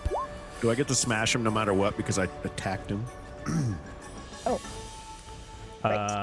Do you get to smash him no matter what because you attacked him? Yeah, No, because I wasn't. threw the first weapon or the first swing. No, because he was prepared for you, my child. Good. Still gonna kill him. He knew you was there. If you had crept up behind him and done it, then yes. And you should definitely Could you try imagine that character sneaking up behind me? From the cart, like all awkwardly. He's like, The Scooby Doo noise. Yeah. But it's based out. Let's see. Oh, Tiger, did you roll? I did 19. I got a 16. Okay, hold on. Remember to click on your Oh, token. I didn't click my character. Yeah, you got to click your character. It's my okay. bad. What is your dexterity score overall? The larger number, Mine? 2. 2. The bigger number, I mean. Oh, 14. And drift?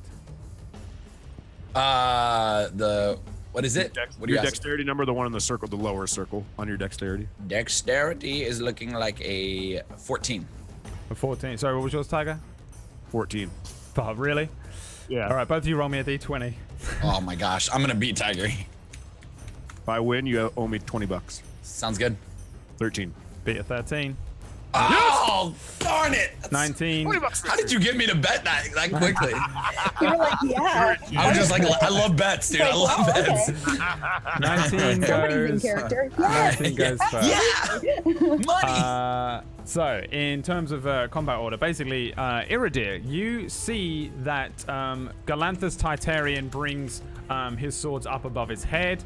19 goes to grab his sword from out of the ground and go for a full swing, I think is what you said you were doing here. Drift is running in. Rin is on the other side of the cart from you, so probably can't see her. And you are doing, what would you like to do? On your turn. Why exactly is everyone fighting? I don't really understand. Oh, those are some large swords. I would very much like to look at this fellow, this Galanthus Titarian, and see if I notice anything that might help these people that are trying to defend us. Sure.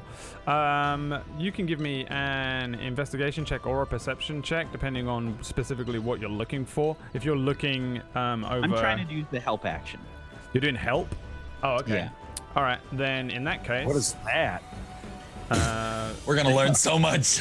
We're gonna learn so much. You guys have Wax Steven, who is essentially better at D&D even than I am, as the most powerful, prominent D&D DM on He's the also planet. prettier than you right now, which is hard to usually say. It's easy. So there are various actions that you can do as a refresher course, or for anyone watching who's like, what is this? What's happening? Where's the game?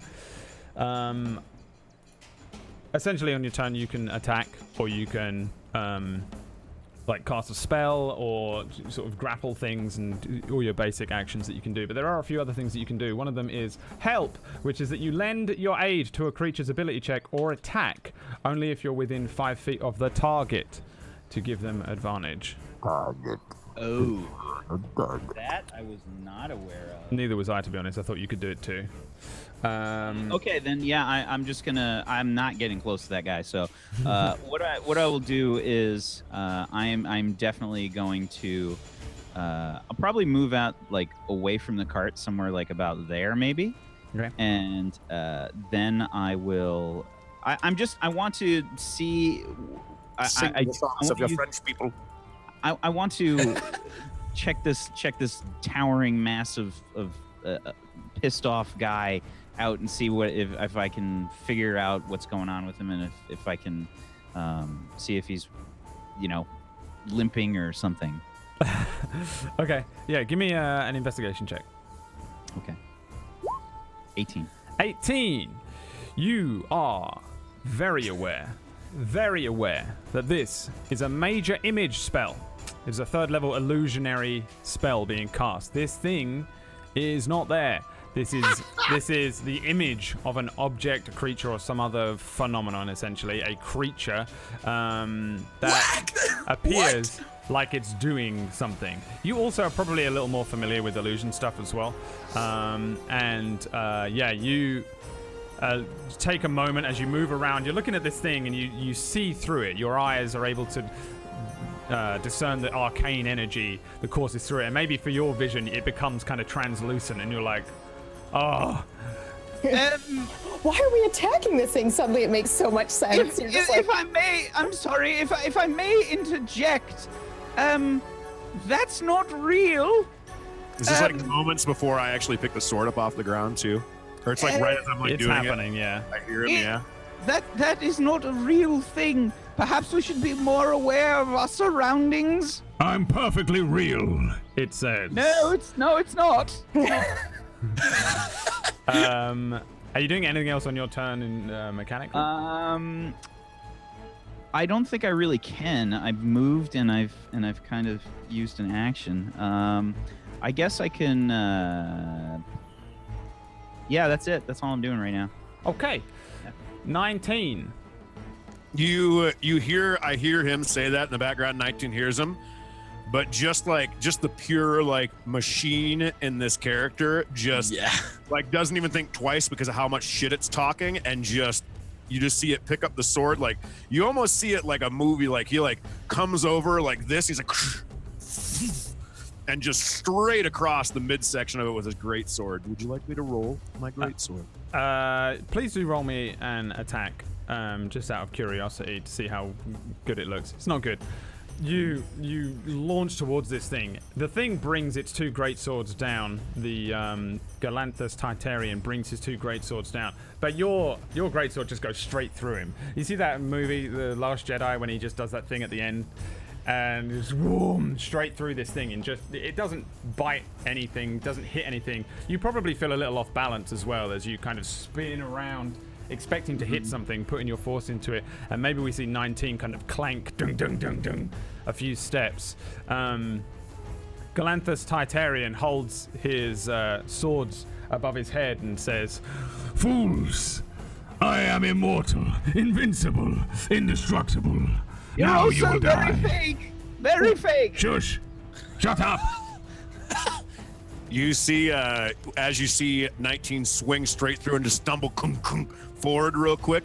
He when he stumbles forward, the sword comes down and cuts real deep into the grass. Like the sword is in the grass, and he just kind of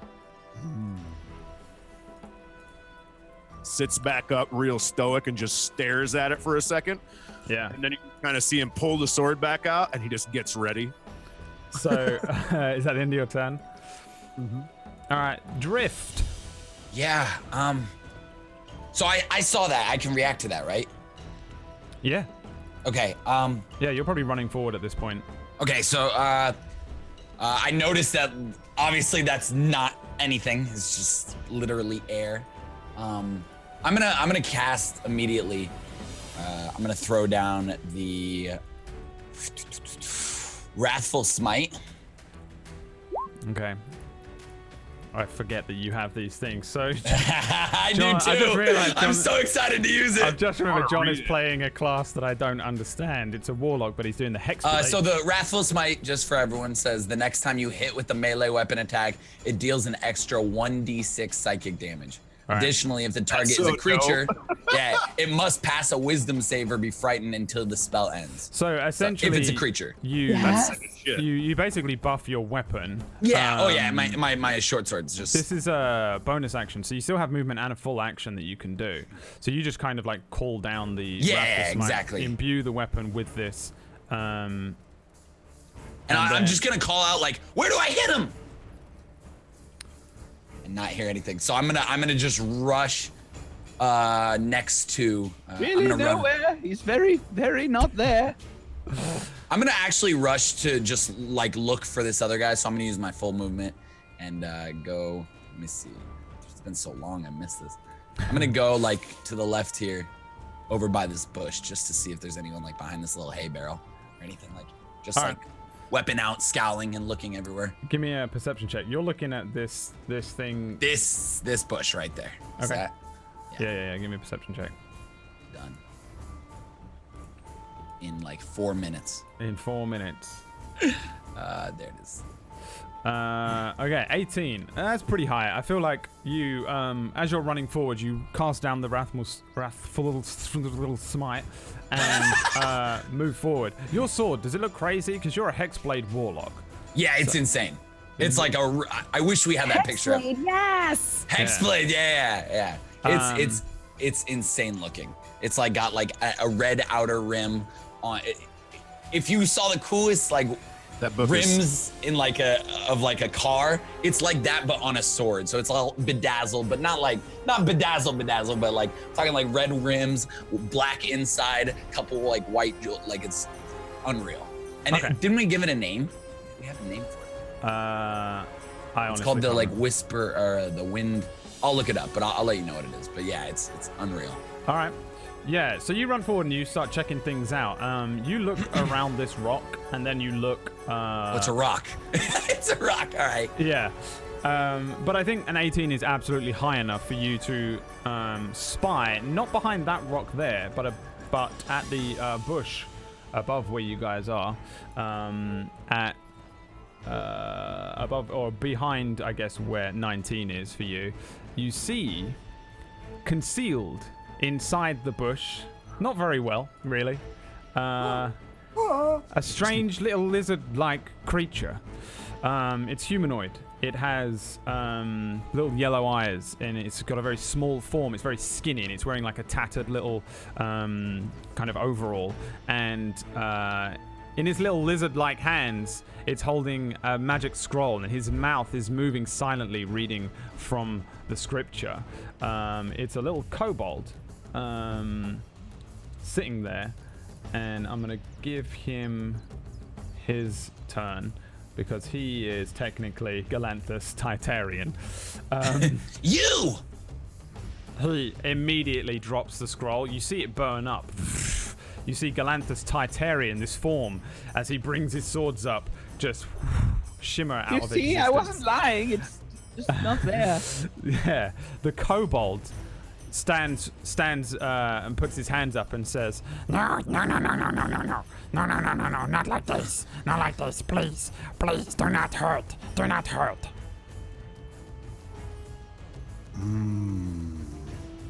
You're using magic. Not anymore. The scroll was using magic. Are we still in turn, by the way, or can I walk up to him? Yeah. it's up to you. If you feel like you're gonna fucking just walk up to him and cut his head off, then we'll say you're in turn. If you're dropping the anger and the thing, then yeah. The kobold says, Listen, guy. I was made to do it. They made me do it. Who made you do it? The boss. Oh. Why this cart? There's no other cart. So it could have been any cart. Yes, any cart. Wait, I'm confused. So that was you? Yes, that was him. Yes. It was a spell. Spell. I find scroll another cart. And you were made to do it by the bards? The boss.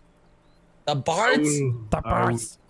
I The will. barths? What is I he will- saying? He's The bar- saying boss. He's saying boss. He's got his Boss, hands. He's got his hands up. He's still in the bush, and he looks up at you. He's got kind of like red scales. He looks like a tiny little like lizard man, and he says, "I show you the boss. You let me get the boss. Don't Can I kill. roll an Don't insight kill." check? Yeah. I'm looking for if like this boss like even exists or if he's just bullshitting us. 19. 100% bullshitting you. He's trying to run away. I get the boss. I get the bosses. You look at 19 and 19 just can I just go up and just grab the little thing with my huge hands and just pretty much just squeeze like I would just have his body in my hand, wouldn't I? Basically. Yeah, I feel like give me an athletics check, just to give him a chance. You have no chance. You have no What do you chance, want? Jesus. Oh my god, this is Oh my lord! All right, let me put it this way. He rolled an 18, but I can't remember what his thing is to add to that. Let me just check here. It's negative for It- kobold, pretty sure. But he's dexing. He actually rolls a 20. What? Yeah. So I beat him by 1. 19 beats him by 1? Being by 1. He like so the kobold goes, "Hey, fuck you!" Turns around and like he slips out from under your grip, and he knows it. Says, "Hey, fuck you!" But you get his tail, ping, and pick him and lift him up off the ground. And he's just upside down. Yeah. Hey now, come on! Don't kill! Please, please don't kill! I don't say anything. You just you just see 19 turn around to the rest of the group with him. What will you give us not to kill you? I'm sorry. We're going to think about killing this thing. I mean, he was trying to kill us. He made an illusion. So we're making an illusion right now. What are you gonna give us? I don't have anything on me. Look. Can I? While I've Did got you not one, rob any other carts before us? No, we waited all day. You're the only one. We? I'm sorry, you said we. What? No, You clearly said we. I did not. I start looking around. I heard we. Panicked. Behind the cart. No! No! Behind the cart, running away from the cart, With our stuff? carrying a barrel, is 6 kobolds. And as soon as you notice them, they sprint off the roadside and into the bushes. Stout Boots is watching this whole thing from on top, and he slowly turns around. Ugh! Oh, the wee shits have stolen my barrel! Oh, you gotta get him! Gotta get him, bring it back! Go on, wheel out, kobolds! Bastard! We've been traveling for so long. Do we really? I'm not I hunt. doing that. I sprint into action. Are you running after him? Are they? I mean, like, how far away, Brad? Realistically, from here. They were they were behind the car. They've run off the road, so you can't see. They've like run Yeah. into the bushes and the underbrush nearby. We'd have to go hunt them down. I have the kobold. The first thing I do is I come over with my other huge hand, and it looks like he's got any pouches or packs or anything like that. He actually has nothing on him. He's just got like this, like it looks like a Just- potato sack that has been turned into like a dress that he's wearing. I kind of fiddle around him a little bit to find anything. I don't find anything, and then I just kind of look at him, and while I've got him by the tail, 19 just with the other hand grabs the throat with 2 fingers and No, lets don't go kill. of the tail and Don't kill. turns around, has it by the throat, and looks at it and goes, "You will show us where they went." I loosen up a little bit. Okay, I'll show you where they went. Okay. As he says that, I look at the rest of them and go, "I am going to get this man's barrels back." I'm in.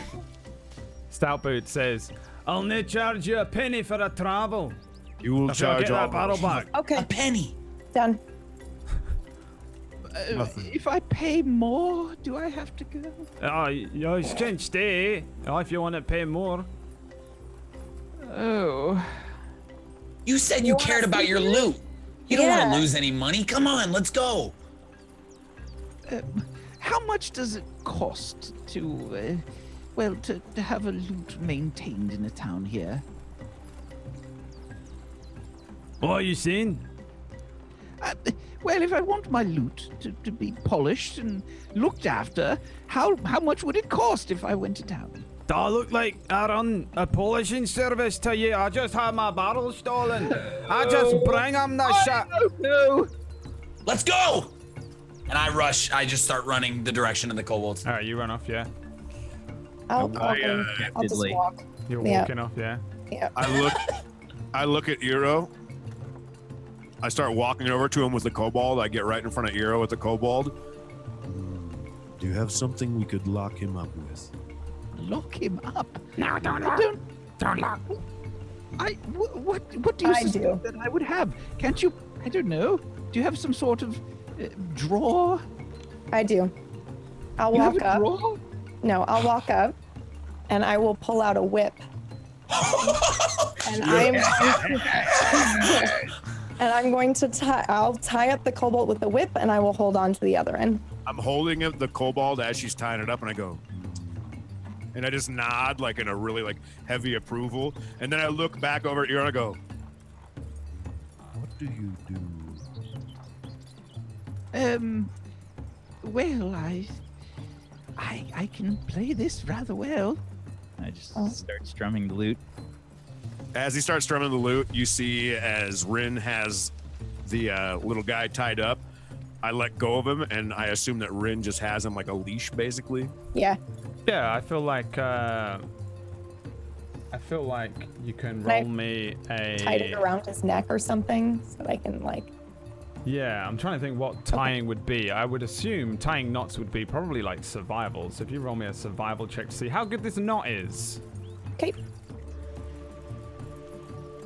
Oh, that's a good knot. That's a damn good knot. That is a fucking good knot right You, there. You tie the kobold into the whip, and then you start dragging him along behind you, and he says, Ha! You fool! I can escape just like this.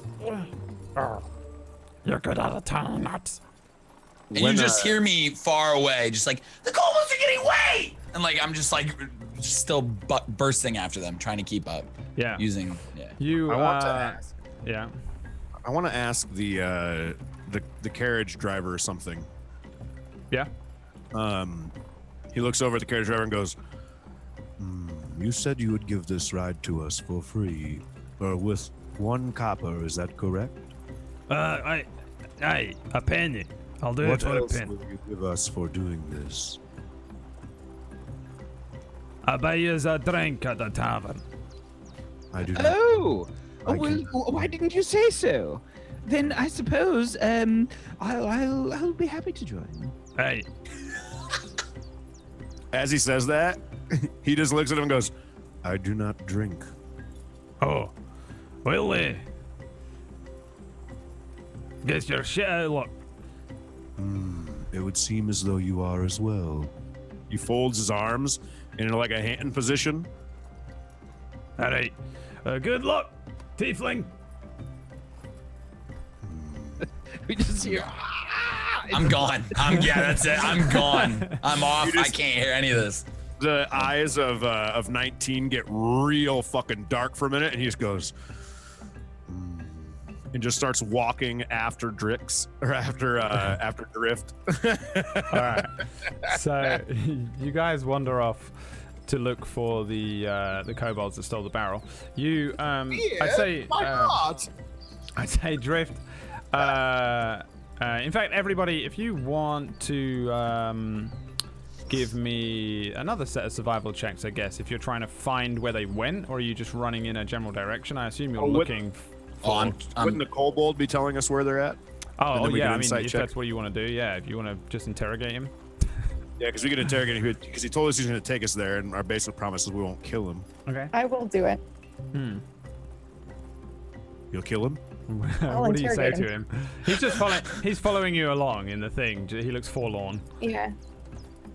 So where exactly are we going? First, you have to promise not to kill. don't think I can promise that right now. Well, I don't like them anyway. Those guys make me do the scroll readings because I can read. That's a dangerous job. Always get caught, the scroll reader does. Have you been caught before? No, that's why I'm alive. So you assume if you get caught, you'll get killed. Why do you keep doing this then? All the others has been killed. So then why did you take the job? It sounds very dangerous. Made me do it. Well, you must be very brave. I'm very brave.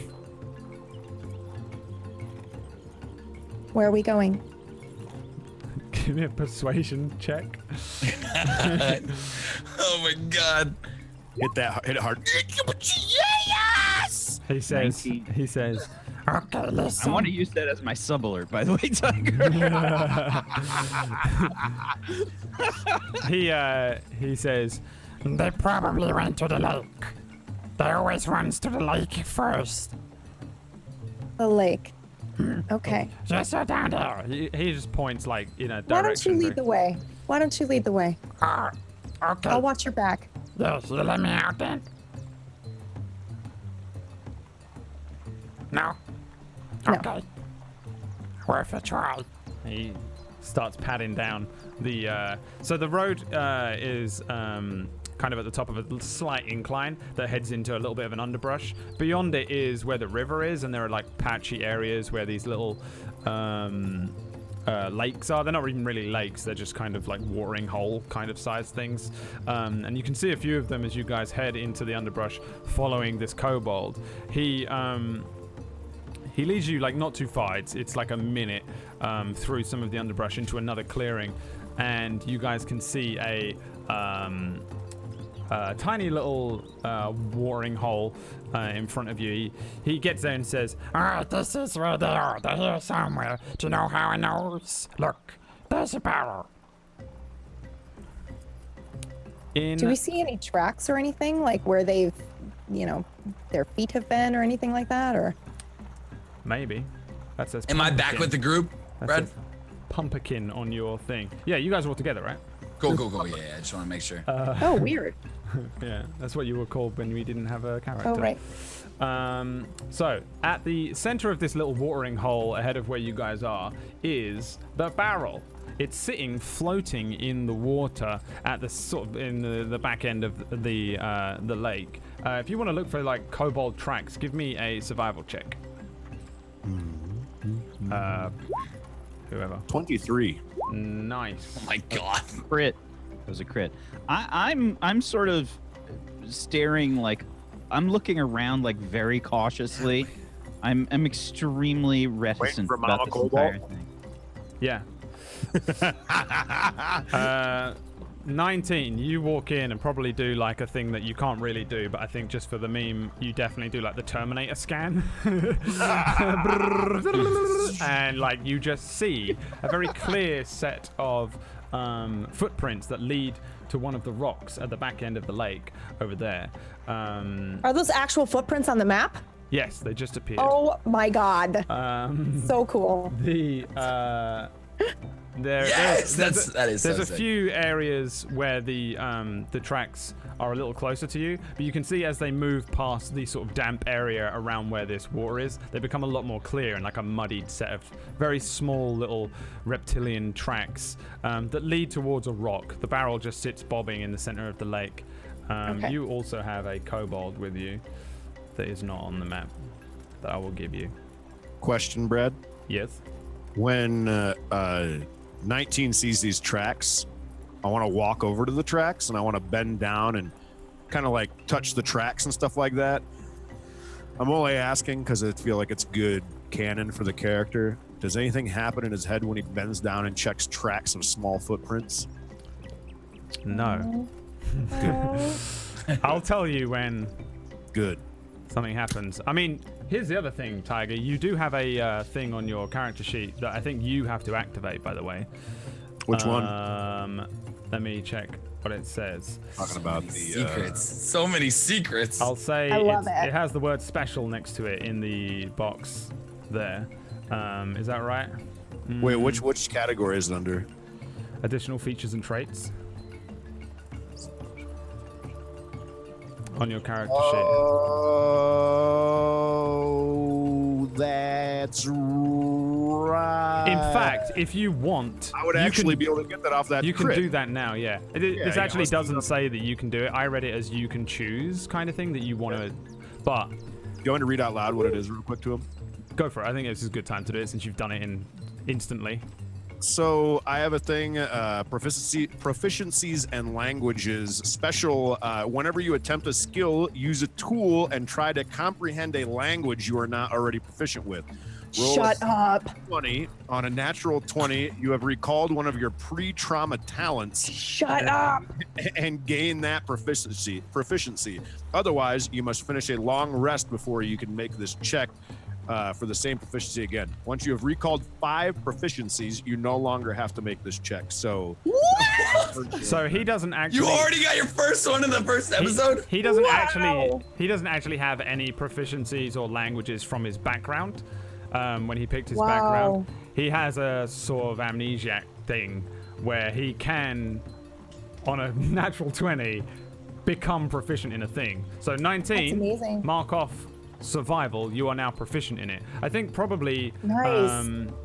how would I make it so I'm proficient in that? How do I just click I click on the little thing by The survival, square. right? Yeah, tick the If square. he rolls a 1, does he lose the proficiency? If he rolls a 1, he has a terrible nightmare. Yeah, I feel like you reach down and touch the tracks, or you spy the tracks, and maybe it brings back. I don't know how you want to do. And I feel like this is up to you. Like I feel like it can bring back a sort of image and a memory, if you want, to your pre-kindled form. If you were maybe involved in tracking something a long time ago, I think. If you want some inspiration based on something else, you remember this strange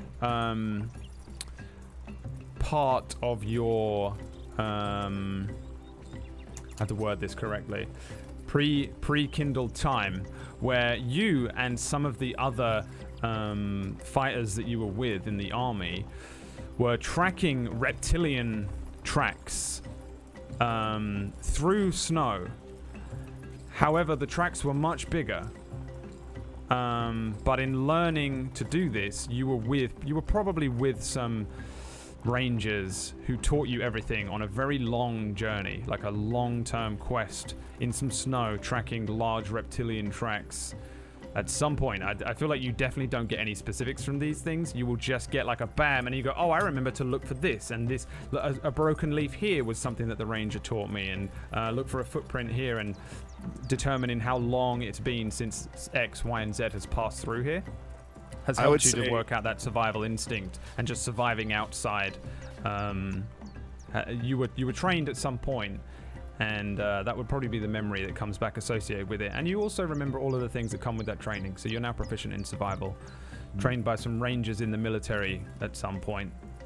I had a cool, like in my head, I have like this cool, like, you know, in movies when like someone's like, and it like goes into their brain and does like a flashback. Yeah. I just had like this flashback of like, he's knelt over doing that, and you just like, all of the flashback is him kneeling down and somebody teaching him, and all of a sudden you hear like a, like in the background, like some fucking weird loud ass creature, and then it pops back into real present time. It wouldn't be much, and this is one of the most interesting things I think about Tiger's character. I've never really had a player like this, and we were discussing it before, how weird it is that everyone else made their character and came up with their backstories and their histories and stuff like that, and it was all yours, whereas Tiger's character used to be my NPC.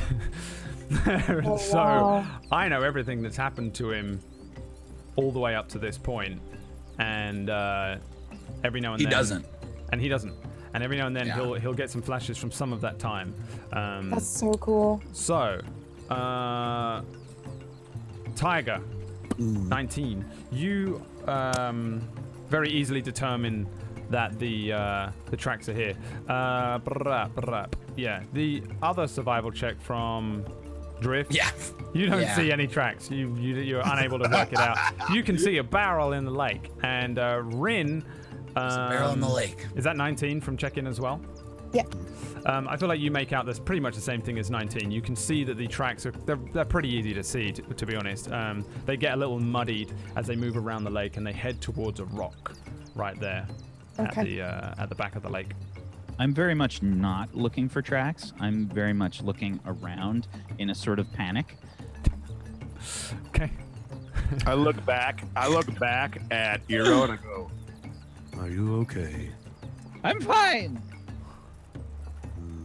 It's just this is a little much. I think this hunting and whatnot is a bit, well, it's a bit excessive, frankly. I must admit this is a bit out of my comfort zone. Isn't that where the best stories come from? Well, that's a fair point. I know that most heroes are ones that are, well, often thrust into danger. Well, shall we be on with it then? I see a barrel. Yes, there are tracks to the right of the lake. Oh, well, that's convenient. We should be careful and cautious as we walk. May I take the lead? Oh, please.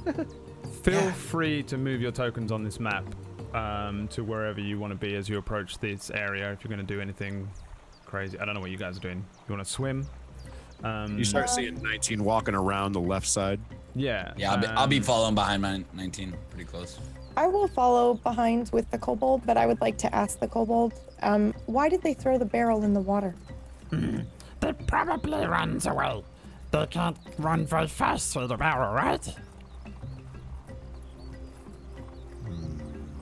What's at the rock? What rock? The rock?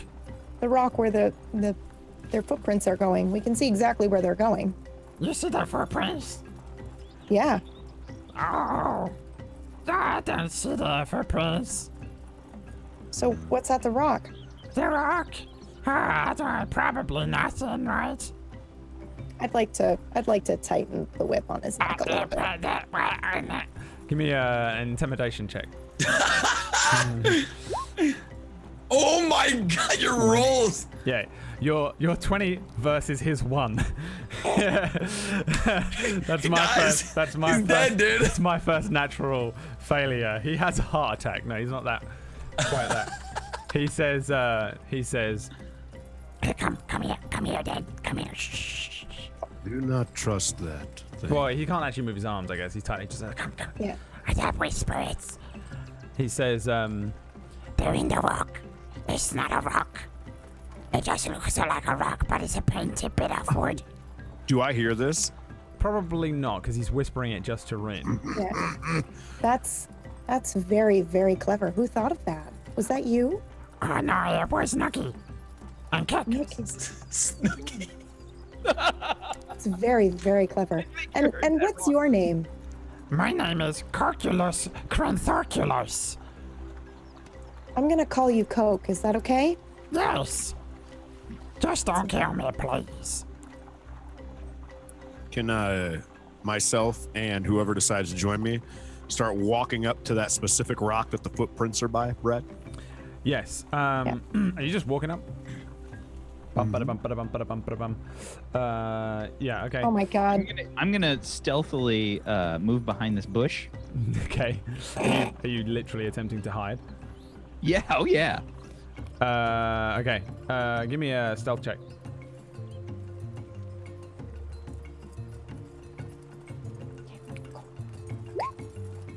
It's a 6.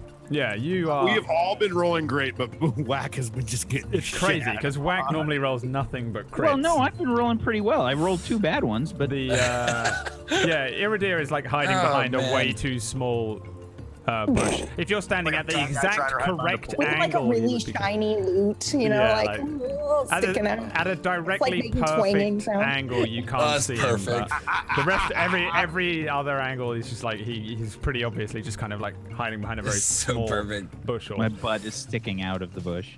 19, Drift and Rin Kobold in tow. You head towards the rock. 19, give me a perception check if you're like right next to it.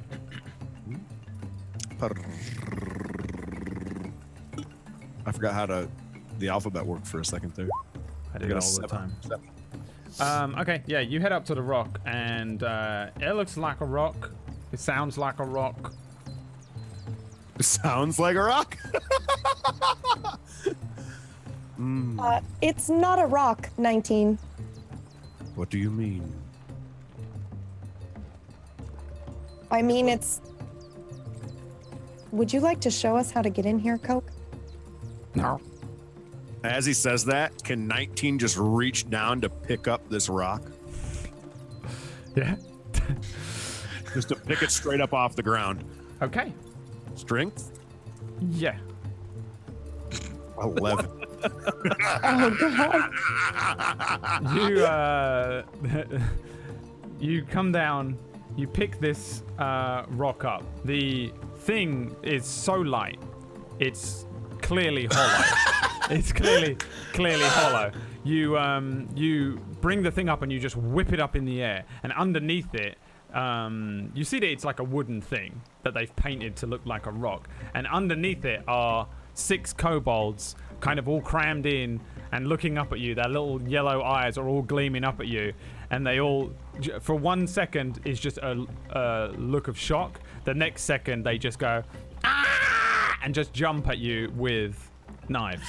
Oh my God! I'm gonna Let's need go, baby! some initiatives once again as all of these guys jump at you. Give me a sec to just. They just screech like gremlins under a rock. How big are these things compared There's to me? 6 They're of very them. small. They're like 2 feet, I think, tall. They're very small compared to you. Let's go. Here is the official fight theme made by Peachy Pixel 8. By the way, I have an OST for Yeah, Darkfire. Peachy! If you want the OST awesome. for Darkfire, then you got to head over to Peachy Pixel 8's Patreon, I think, is where it is. I don't care what you say. I'm listening real quick. And so good. then let me just grab the kobolds for you here. We'll put the rock like here, since it's not real, to establish that it's gone. There is... I'm just imagining him holding the rock and he's just like, "Ugh." Look at all of them, dude! There's just 6 kobolds under there, dude. Okay, oh my god. Come say hi. I will add the other one as well. Okay. God damn it, there's so many. Okay. Wow. I only have 1 d20 on me to roll because I didn't. That all. Whoa. I took all of my dice, and me and Emma played a game of Magic the Gathering the other day. Yes! And oh, that More had of been twice. Kidding me, Bradley? Come on! Oh no, what's happened? Please. Did the music just stop for you? Nope. Yes. Nope. No, I can still hear it. For me. Good. That means I need to refresh the page. Thanks, Roll20. Now we have to start the music again. I'm sorry. I'm streaming this one, by the way. I don't always be the streamer and the DM, right? Oh, it's so nice to just chill. Yeah. Well, Dustvale, I had Jay doing it. But this one, I'm back in the full driver's seat. Okay, here we go. Sorry, I had to restart my Roll20. And I only have 1. Wow, these guys suck. Okay, is that all of them? Are you all on there? Brap. Okay, so we have 1, 2, 3, 4, 5, 6, and then this one who has a name. Actually, some of them have names. All right. Who am I missing this time? Who's not on there? Rin, did you roll initiative? I tried. Yeah, you just got to click on your token and then click initiative. It's all right, don't worry. What was your first roll? Oh, you didn't do it? Oh, I see. Yeah. Perfect. Okay, nice. So, first, 2 of the kobolds underneath there are going to just rush at 19 here. He's gonna step on them for crying out loud. Yeah, They're that's very not small, fair. and they only have little hands and arms. They've got all sorts of little weapons on them, but they're all very small little makeshift daggers and picks and stuff like that. The first 2 come running at you. I think I can roll this here. Let's have a look. You see that? Yep. Yeah. Yep. I'm just going to do it this way. 15 and a 14. Both Oh miss. my. I feel like they probably just go, ah, and they all rush at you. They're all like jumping and clambering at this thing. They're all very small little things in like raggedy clothes. And then there's this enormous Warforged thing, which they're just jumping at. And they just stab you, but it doesn't do anything. It just hits the metal of your armor and just ding, ding, ding, ding, ding. They, yeah. Iridir, hiding in a bush. So far. So far back. Okay, so yeah, I've been definitely keeping an eye out, and I see. I'm assuming that I'm seeing this happen. Okay, so I do I know about kobolds? Do I know them? Give me a nature check. Okay. We'll just this base will it on that. dramatically change what I do here. All right. You have a pretty good idea, I think, on a 14 of like what a kobold is. They're generally like little. So I know that they're generally kind of stupid and. Yeah, they're pretty dumb, and they rely on they're like little hyenas, right? They rely on all being in a group. If they're alone, they just suck. Okay. All right. I am going to cast some spells. Oh, here we go. First off, I'm gonna. I would like to use. This, by the way, is going to be the worst thing ever for me for the entire campaign, because he's going to just be doing all this stuff where he's like, well, here's the thing. If I cast this at a 3rd level, I can control the DM for 10 minutes. And I would like to cast Minor Illusion first. And I would like to make an image rising up from the water. This like horrible looking slime creature type thing just start to rise up from the water and have it look like terrifying, like all this like horrible bones and stuff like moving around in it. I want it to just look like terrifyingly at these kobolds and start to like move towards them. okay, I've given you a token. Yep. Of just a slime thing that you have control over, so you can put that where you want it to be. Okay. So I've got. And it's how big can it be? 5 feet, because it's a minor illusion. Yeah, it's got to be way closer to me. It's got to be there. you can move it. You should have control over the little slime token. Okay, yeah, it's got to be. Like I feel like there. we're gonna have to do this a lot. So Yeah, this is probably so how we'll I, do this.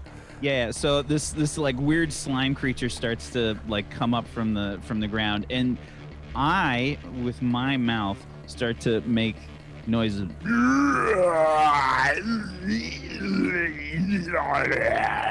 right, Scares the crap out of me. Give me Scares the crap out give of me me. a performance check. Sure. What? That's a crit. Oh. That's a 26. All right, every single kobold and drift. Suddenly, this thing bubbles up out of the lake, and this monster with bones in it, this thing starts moving across the water. And from somewhere near that area, it starts making this horrible, terrifying noise. And all of the kobolds just scream. "Ah! What is it?" They're kind of all looking at it and freaked out by it at the moment. Is that the end of your turn? Yeah, that's it. 19. All of the kobolds stop attacking you and look at the slime thing, freak out, scream. There's something behind you, is what I like. Something just happened behind you, for the record. The first thing he does is he turns and he looks at the slime and he just goes. Turns back around to the kobold. How big are these compared to me? Like my foot compared to them, how big? Kobolds are 2 foot, maybe less. They're small, so they're. Are they small enough that as I swung my sword, how many would I hit? You do not get to break. Unfortunately, you don't get to Ask, I was gonna try. break the rules of the game. You can only do what you can do. Which would happen for the rest of the campaign. This is what Connor did to me in the first episode of the other thing. He was like, I swing at all of them in an arc. And I was like, no. And he was like, yes, as a cyclone. I was like, I'm afraid if I let you do that now, nothing will ever defeat this party. It was worth it. But yeah, how big, like, if like 19 were to use his brain, like, how big? He doesn't have a brain. Unfortunately, you can only do what your character sheet lets you do, which is attack one thing. Later on, you'll get extra attack, and you can flavor it as like an arc and stuff. But yeah, how big technically would these be compared to like my foot? Well, you're 8 feet. Yeah. So I think they come up to like your knee. Okay. Oh, okay. So they're all paying attention to this blob. They're all paying attention to the blob behind you. That's really too bad for the closest one to my left, the one that's right above me. That was one of the ones that attacked, and he just goes. You just hear him like he bends down, and like as he bends down, he just goes and looks at one of them and kind of grabs his attention. And when he grabs his attention, I just want to grab it with my hand and strangle it. Okay. You will need to grab it first. Give me an athletics check with advantage because they are very distracted right now.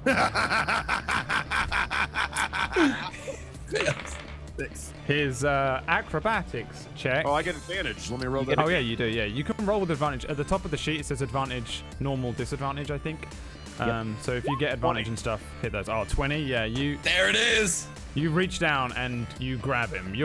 Technically all you can really do is grab him this turn, and it will give you the ability to do some bullshit. But because I'm feeling kind, because it says easygoing GM, and they are super distracted, give me another athletics check. A crit 1. You go to squeeze. You grab him. You've got him in your hand. And you go to squeeze him, and his attention is then turned to you, and no, and he starts to pull at your like hand, and it's enough that you can't just crush him and squeeze him in one. And he says, "No, you let me go. I'll give you gold. I'll give you gold. Please don't kill." How much will you give? Millions and trillions gold. You are lying. No, Scott never lied. I squeeze a little tiny bit tighter. Scott never lied. Scott never lied. Will your friends stop if we ask them to? They all look like they're going to run away anyway, to be honest. they have technically already stopped attacking you because they all jumped on you and started like hitting you, and then they went and started kind of doing that, and then you grabbed one, and that's really where we're at because you know. Can I just say to the one? Tell them to calm down, and we can all talk. They don't listen to Scott. They never listen. That is too bad. And I end my turn still holding on to him real tight. Drift. Yeah. It is your turn.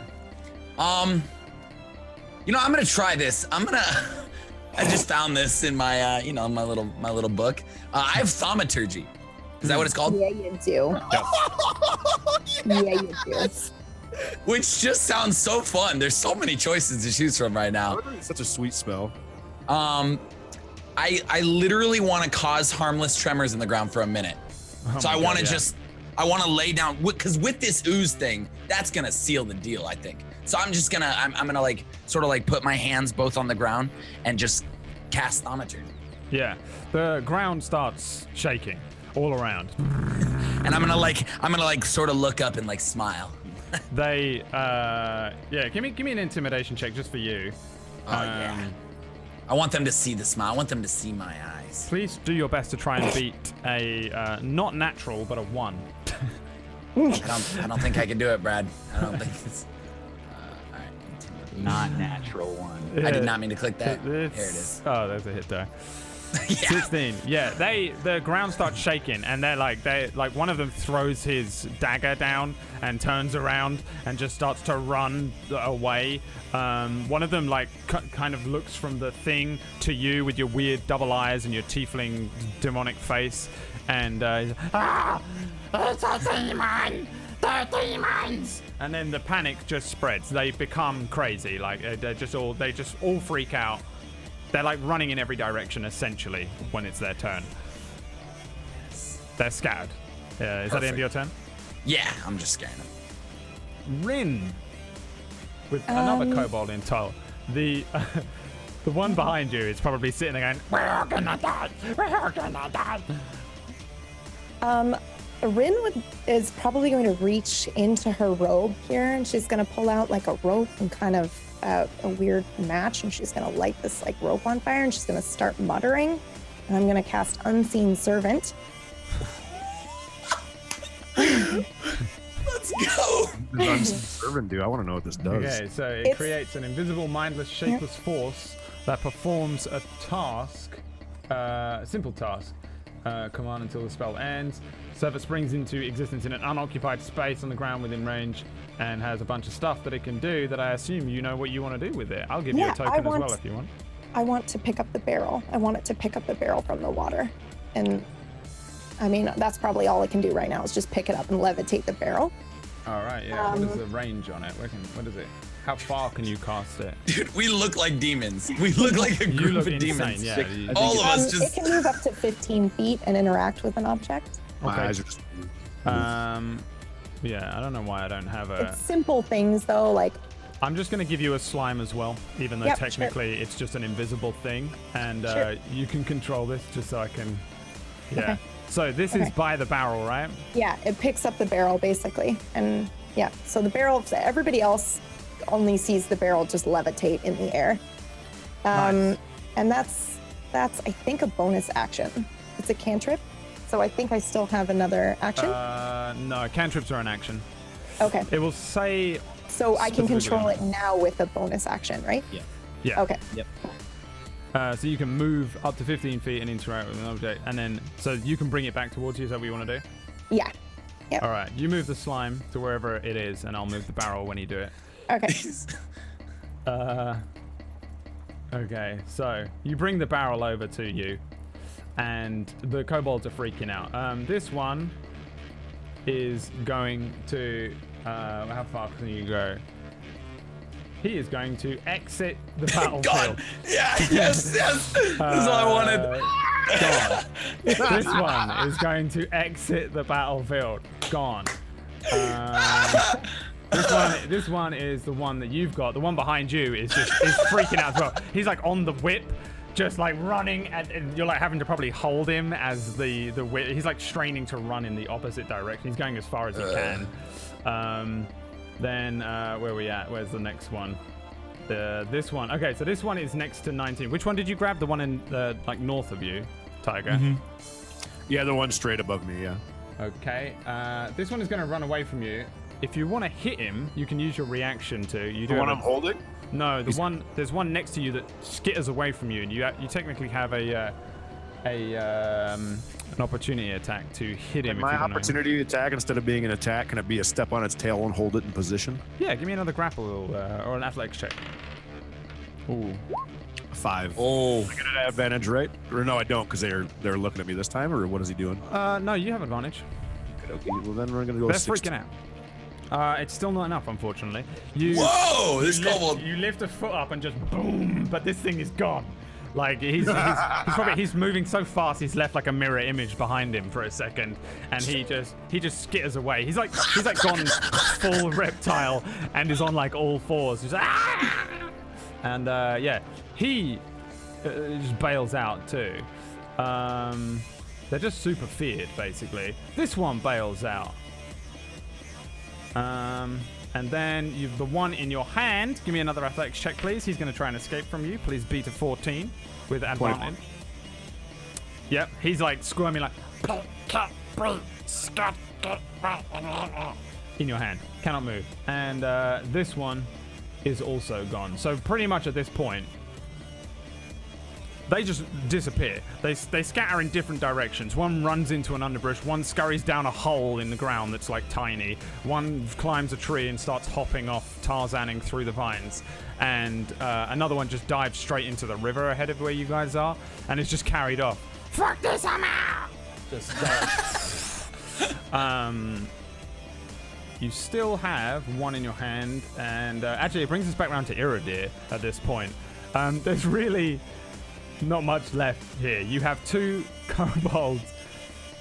You didn't even draw any blood, but you've essentially won this combat. You do have 2 kobolds grappled, caught. First combat win. It's a very superior victory in a very superior way. Invented this group, isn't it? Look at this.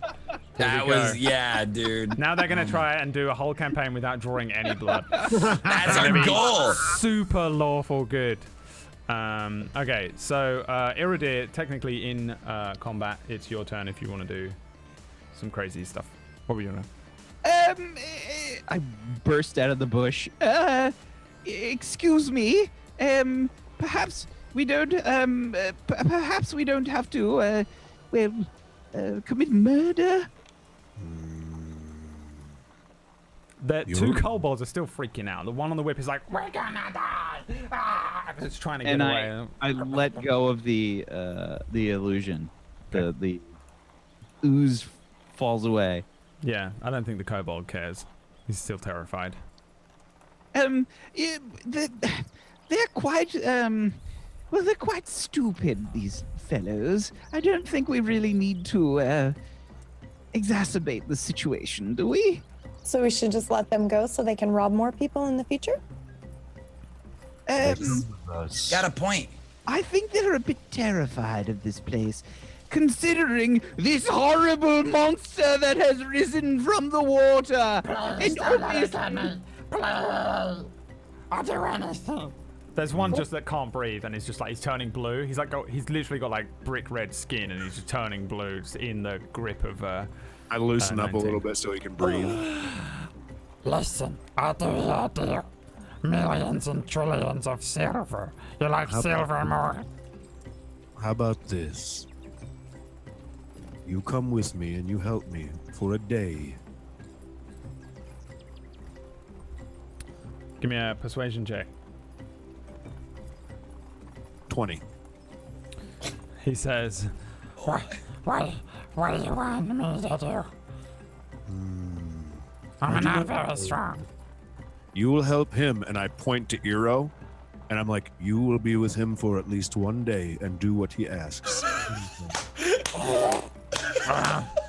I mean, I I guess. squeeze a little bit tighter. I guess that's okay, yeah. My boss is gonna be pissed. Who is your boss? The boss. Who is this? That's who is. Wait, 19, are we taking them hostage? Do you know what hostage is? Hostage? Yes, I do. I do not want to take him hostage, but I want him to pay the dues for making us have to do this and wasting time. Yes, it makes a lot of sense. He could properly reimburse those people that he wronged. Okay. It's quite an astute decision that you've made there, 19. I'm very impressed. He nods towards him. What do you say, kobold? I don't understand really what you're telling me to do, but I'll do it as long as you don't kill me, yeah? How about that? That's the deal. The deal is done. Eero, do you have something you can tie him up with? If you do not, I have a rope. Well, perhaps. Let me check my pack. Maybe they will take care of him in the city. Maybe the guard. No, we can't go to the town. You will come with us. They cut my legs off. They still You will from be them all quiet. But we take from them all the time. They don't like us. No problem. They will know. I don't seem to really have anything that can really tie him up. I take a rope out. Take my rope out. I tie it with the best knot I can with a survival check, I assume, Brad, around his neck.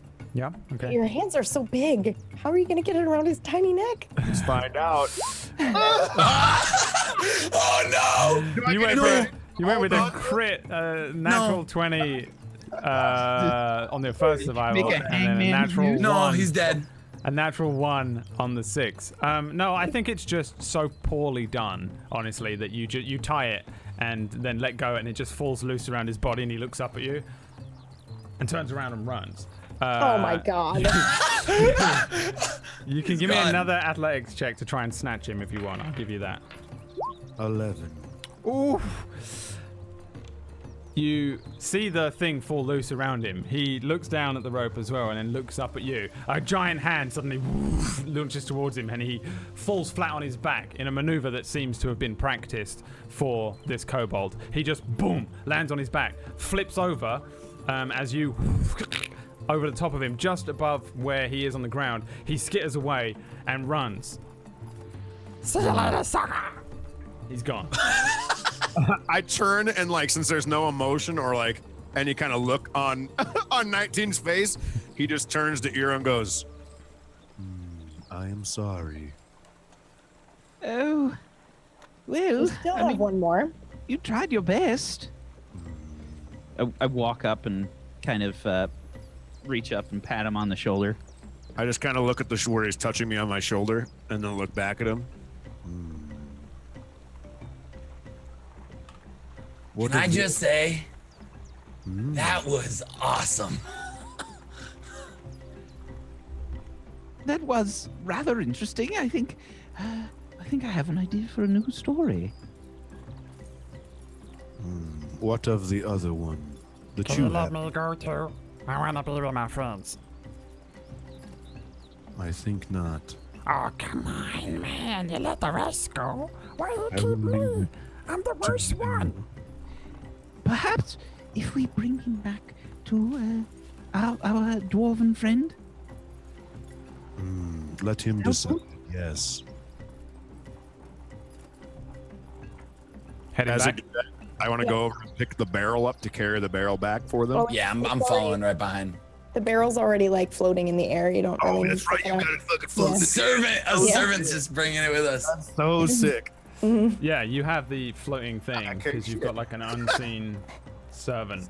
The yeah, so you guys probably head away from this like lake area and head back up. There's the still kobold have kind Coke. of yeah, Yeah. he's still Okay. attached by the whip. Just kind of like trudging along behind you, his little feet pitter-pattering along the dirt road. He's wearing a like potato sack dress, and this barrel is just floating along above you as well. Once you see the cart, you can see that the dwarf is just checking over his wares. You see him like kind of looking in the back of the cart and just, hey, I only got one barrel at least. I hope they come back soon. It's gonna be full dark, no stars. Hey, is that my barrel? You see him. You guys come back. Ah, Mr. Stout Barrel. It's good to see you again. Yes. We have been rather successful on our trip. Yeah, it's good. That's good work, that. That is good work, that is. And not only have we got a barrel, but we also have a bit of a small surprise. Hey, what you done? I'll yank on the whip and put the kobold out. Yeah, you got one. What you doing? Yeah. What? You giving me that? It is yours if you like. Oh, no slaver. Should we cut him loose? I think he comes with us to the city. Oh, you can slave him if you want. I ain't Well- slaving him. Perhaps we bring it to the city with us.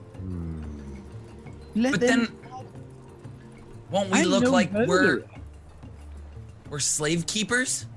How do you feel, Rin? I think he should decide for himself. Coke, what do you think? Do you think you'd like to go back to robbing people again, or do you think you'd like to join us? I like to go back to robbing people. You guys are the most scary people I've ever seen in my life. I'd like to break his neck. Jesus. Give me an athletics check.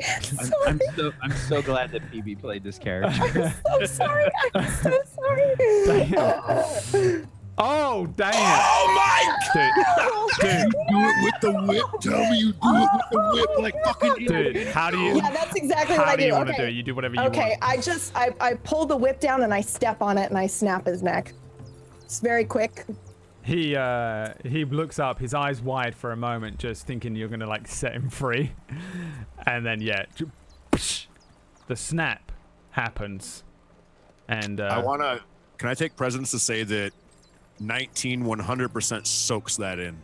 Oh no! Carculus Crantharculus, junior rogue of the kobolds, ate my baby crew. Oh no! Has been killed. She just snaps his neck. His little form just crumples. Can I also say that even though I'm shocked and opposed to it, I do let out a little smile. Damn.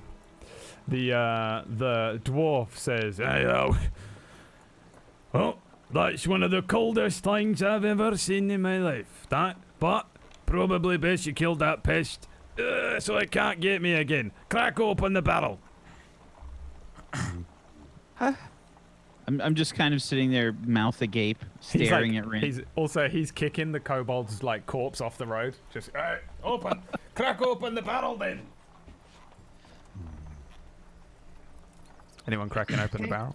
Yeah, I guess I'll just have the unseen servant do it. I'm waiting for her to do it. She goes first. I'm not.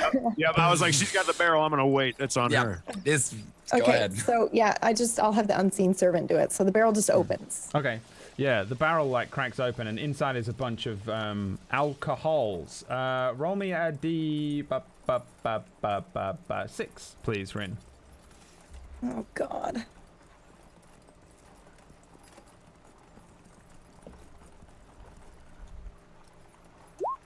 Oh, forgot the slash. Hold on. Roll 1d6. There you go. 4. So 1, 2, 3, 4. You get 1, 2, 3, 4. No, 1, 2, 3, 4. Okay. So I need something to write down. He reaches in and grabs out. Inside this barrel is just like a multitude of the same looking bottle, and he brings out a bottle and hands it over to you, Rin, and says, "There you go, share that." It's like a dark kind of amber liquid. He says, "That's Sandfoot brandy. Like, it's pretty expensive normally, but it's a thanks from me to you, and you should all crack open a drink in the tavern with that." And he puts the lid back on the barrel, and you see him lift it up, and he actually seems kind of strong. He lifts it up pretty easily and pushes it onto the cart and says, "Right, yous get free travel, and yous get that there brandy, and you're a weird one." He points to Rin, says, "Okay, shall we continue on our way? I don't want night to fall. The horse is getting blind in its old age." He heads round to the front. It was a pleasure to meet you. Oh, you don't want to ride the last little bit? Oh yeah. Oh yes. Oh, we're not leaving. We do. Well, We do. You don't have to. You don't want to. I just thought you might not want to walk. Oh, Oh, yeah. we don't. We do. We don't want to walk. What do we want to do, Rin? Are we opposed to opening the brandy now? Well, I don't drink, but you're welcome to it. Did they give everybody like separately a brandy? That's one bottle, I think. One bottle a person? Because No, you get one bottle. It's pretty big for the whole group. Yeah. Oh, just one bottle. Okay. Yeah. It's pretty good quality brandy though. We should sell it. Rin has it, so you can just chuck that yeah. into your inventory, just so that you can see who's tracking it for now. I'm so scared. Okay, so are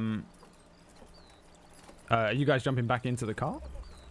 Yeah, definitely. Oh, yeah. All right. I don't know. You as might far not know. You away guys from fucking Rin just as I murdered can this be. kobold. I didn't expect that to happen.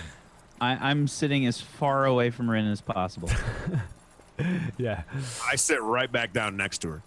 Okay. I'm pretty far away too. Okay. Drift and don't I piss are off. at the corner of the cart, just like. So Okay.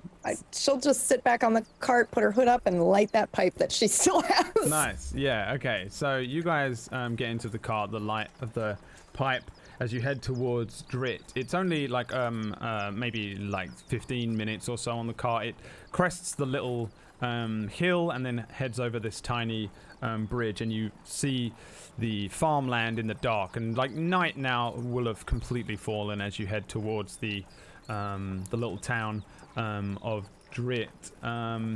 It looks a little something like this when you guys head into the village itself. You can see as you approach, kind of all of the lights have come on, and it's really not a huge town. Like the amount of people that live here is really not something to write home about.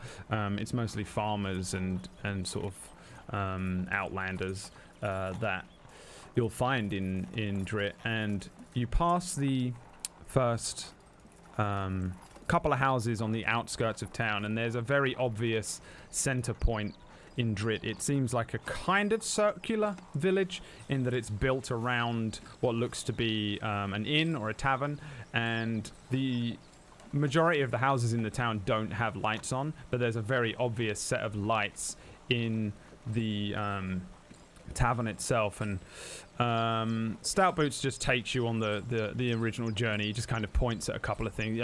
Lights are just a set of farms. I think that man does ships, sells mutton in the middle of town. You'll want to go check him out tomorrow. He says, no one's gonna be awake now, though. You're better off heading towards the tavern. That's where I'm going. Drop off this alcohol. And that is when the entire town explodes. And you guys in this cart heading barely into the town.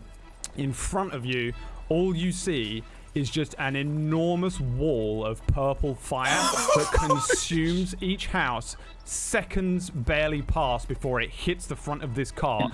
It flips it over. Would you describe the fire as dark, Brad? No, I would describe it as purple. It's darker than normal fire, but you see other flames inside of it. As soon as it's torrenting through the town, this orange flame hits every building. The purple flame hits every building. It turns orange.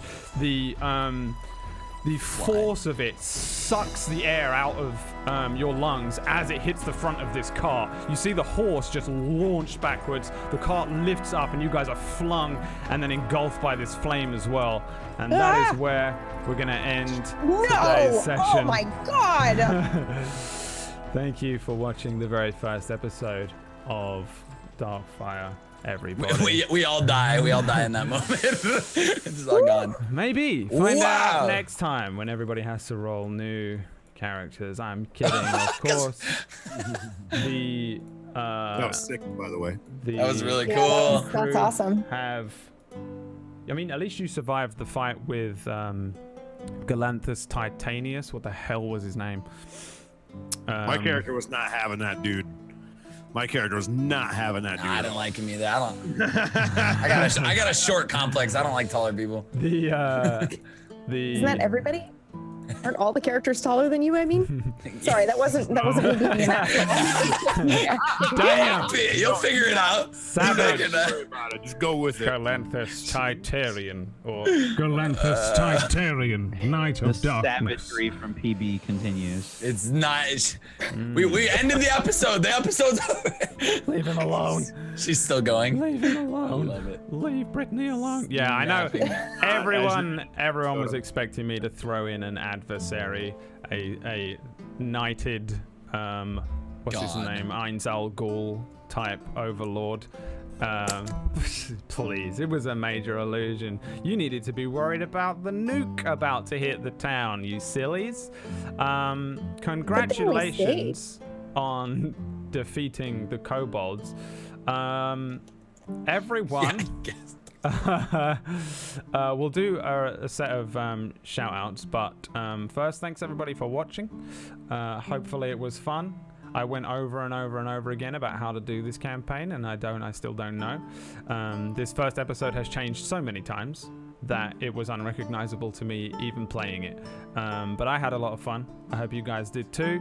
We'll be I had a back blast. next week. So fun. These are 3-hour episodes, by the way.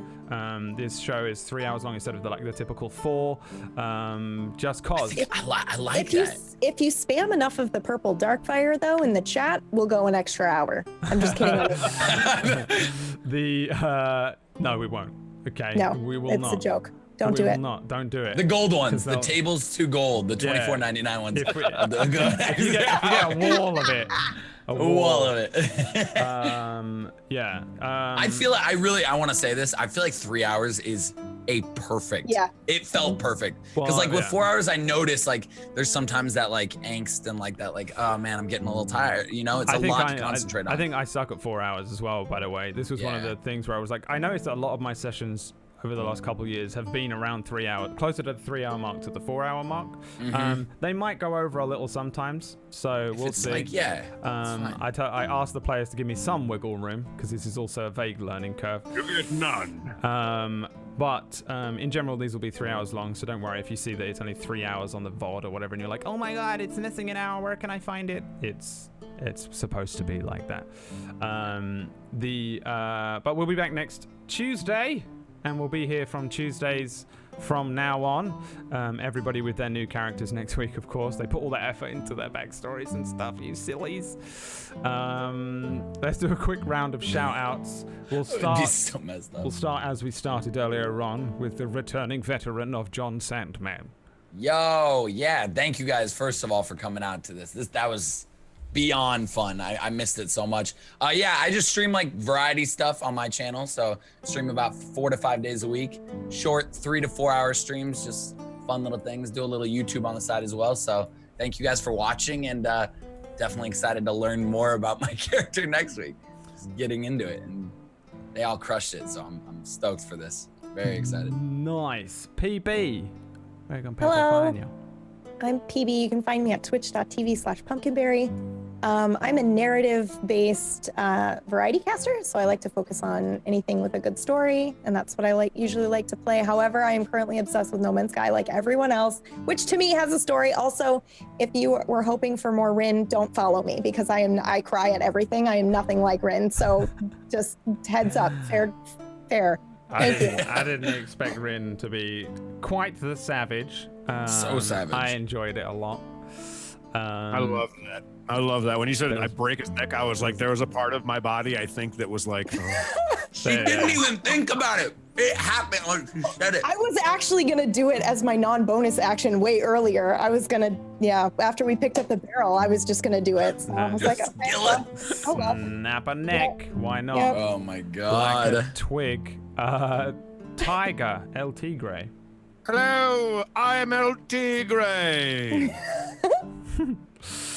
That's it. No, I'm Tiger. I stream Saturday through Wednesdays about 5 p.m. PST. My stream goes live in I go live right after this show every Tuesday. So if you ever Which is want to awesome. come hang out and you're bored afterwards, feel free to come out. I play a variety of games. I do a lot of role play lately because I've been doing a lot of GTA RP. If you're not sure what that is and you like role play, I would suggest coming and checking it out. It's amazing. It's when he does it. It's so good. Sorry to interrupt you, but it's so okay. good. You have to go watch him do it.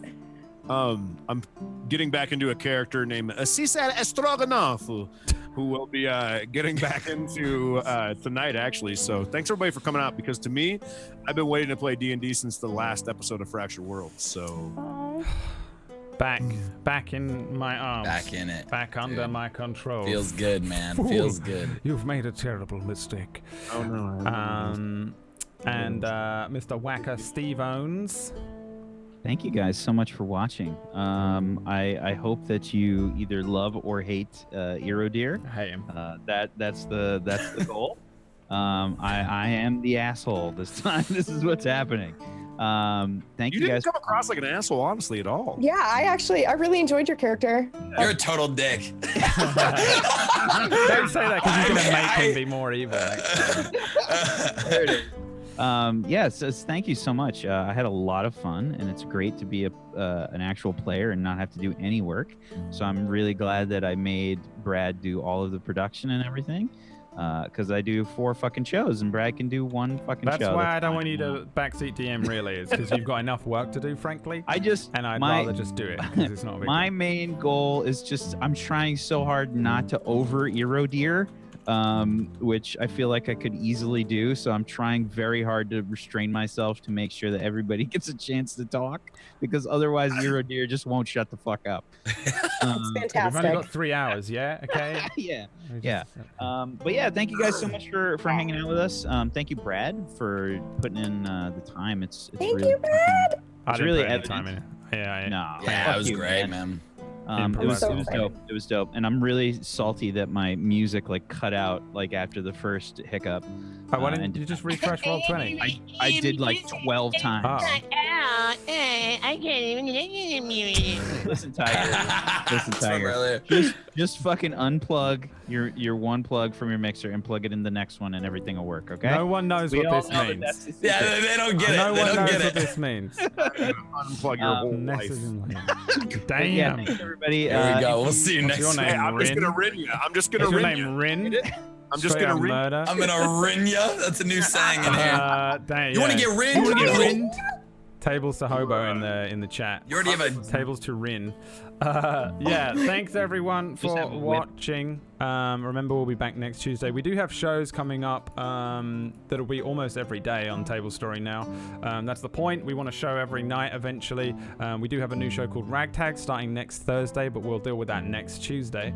If you want to see some of us here, me, Whack, and Pumpkinberry are here on Friday for Identity Crisis, which is at 7 EDT.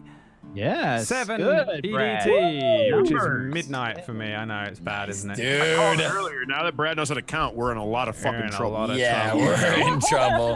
Um, a lot of trouble. and again, we have a bunch of stuff on our Patreon if you want to check out some D&D things. There's a lot of stuff. There's even things from Fractured Worlds on there. If some of you are coming over from Fractured Worlds for the first time and you're like, hey, yeah, John and Tiger are back. We have some things on there like the Obsidian Devil is like an NPC that you can get, you can download and use in your games if you want. He has a move that I made up or an ability called Invincible though, so prepare to really fuck your party up with that one. So we have a bunch of stuff on the Patreon which I would appreciate you guys checking out. If not though, we'll just see you next week.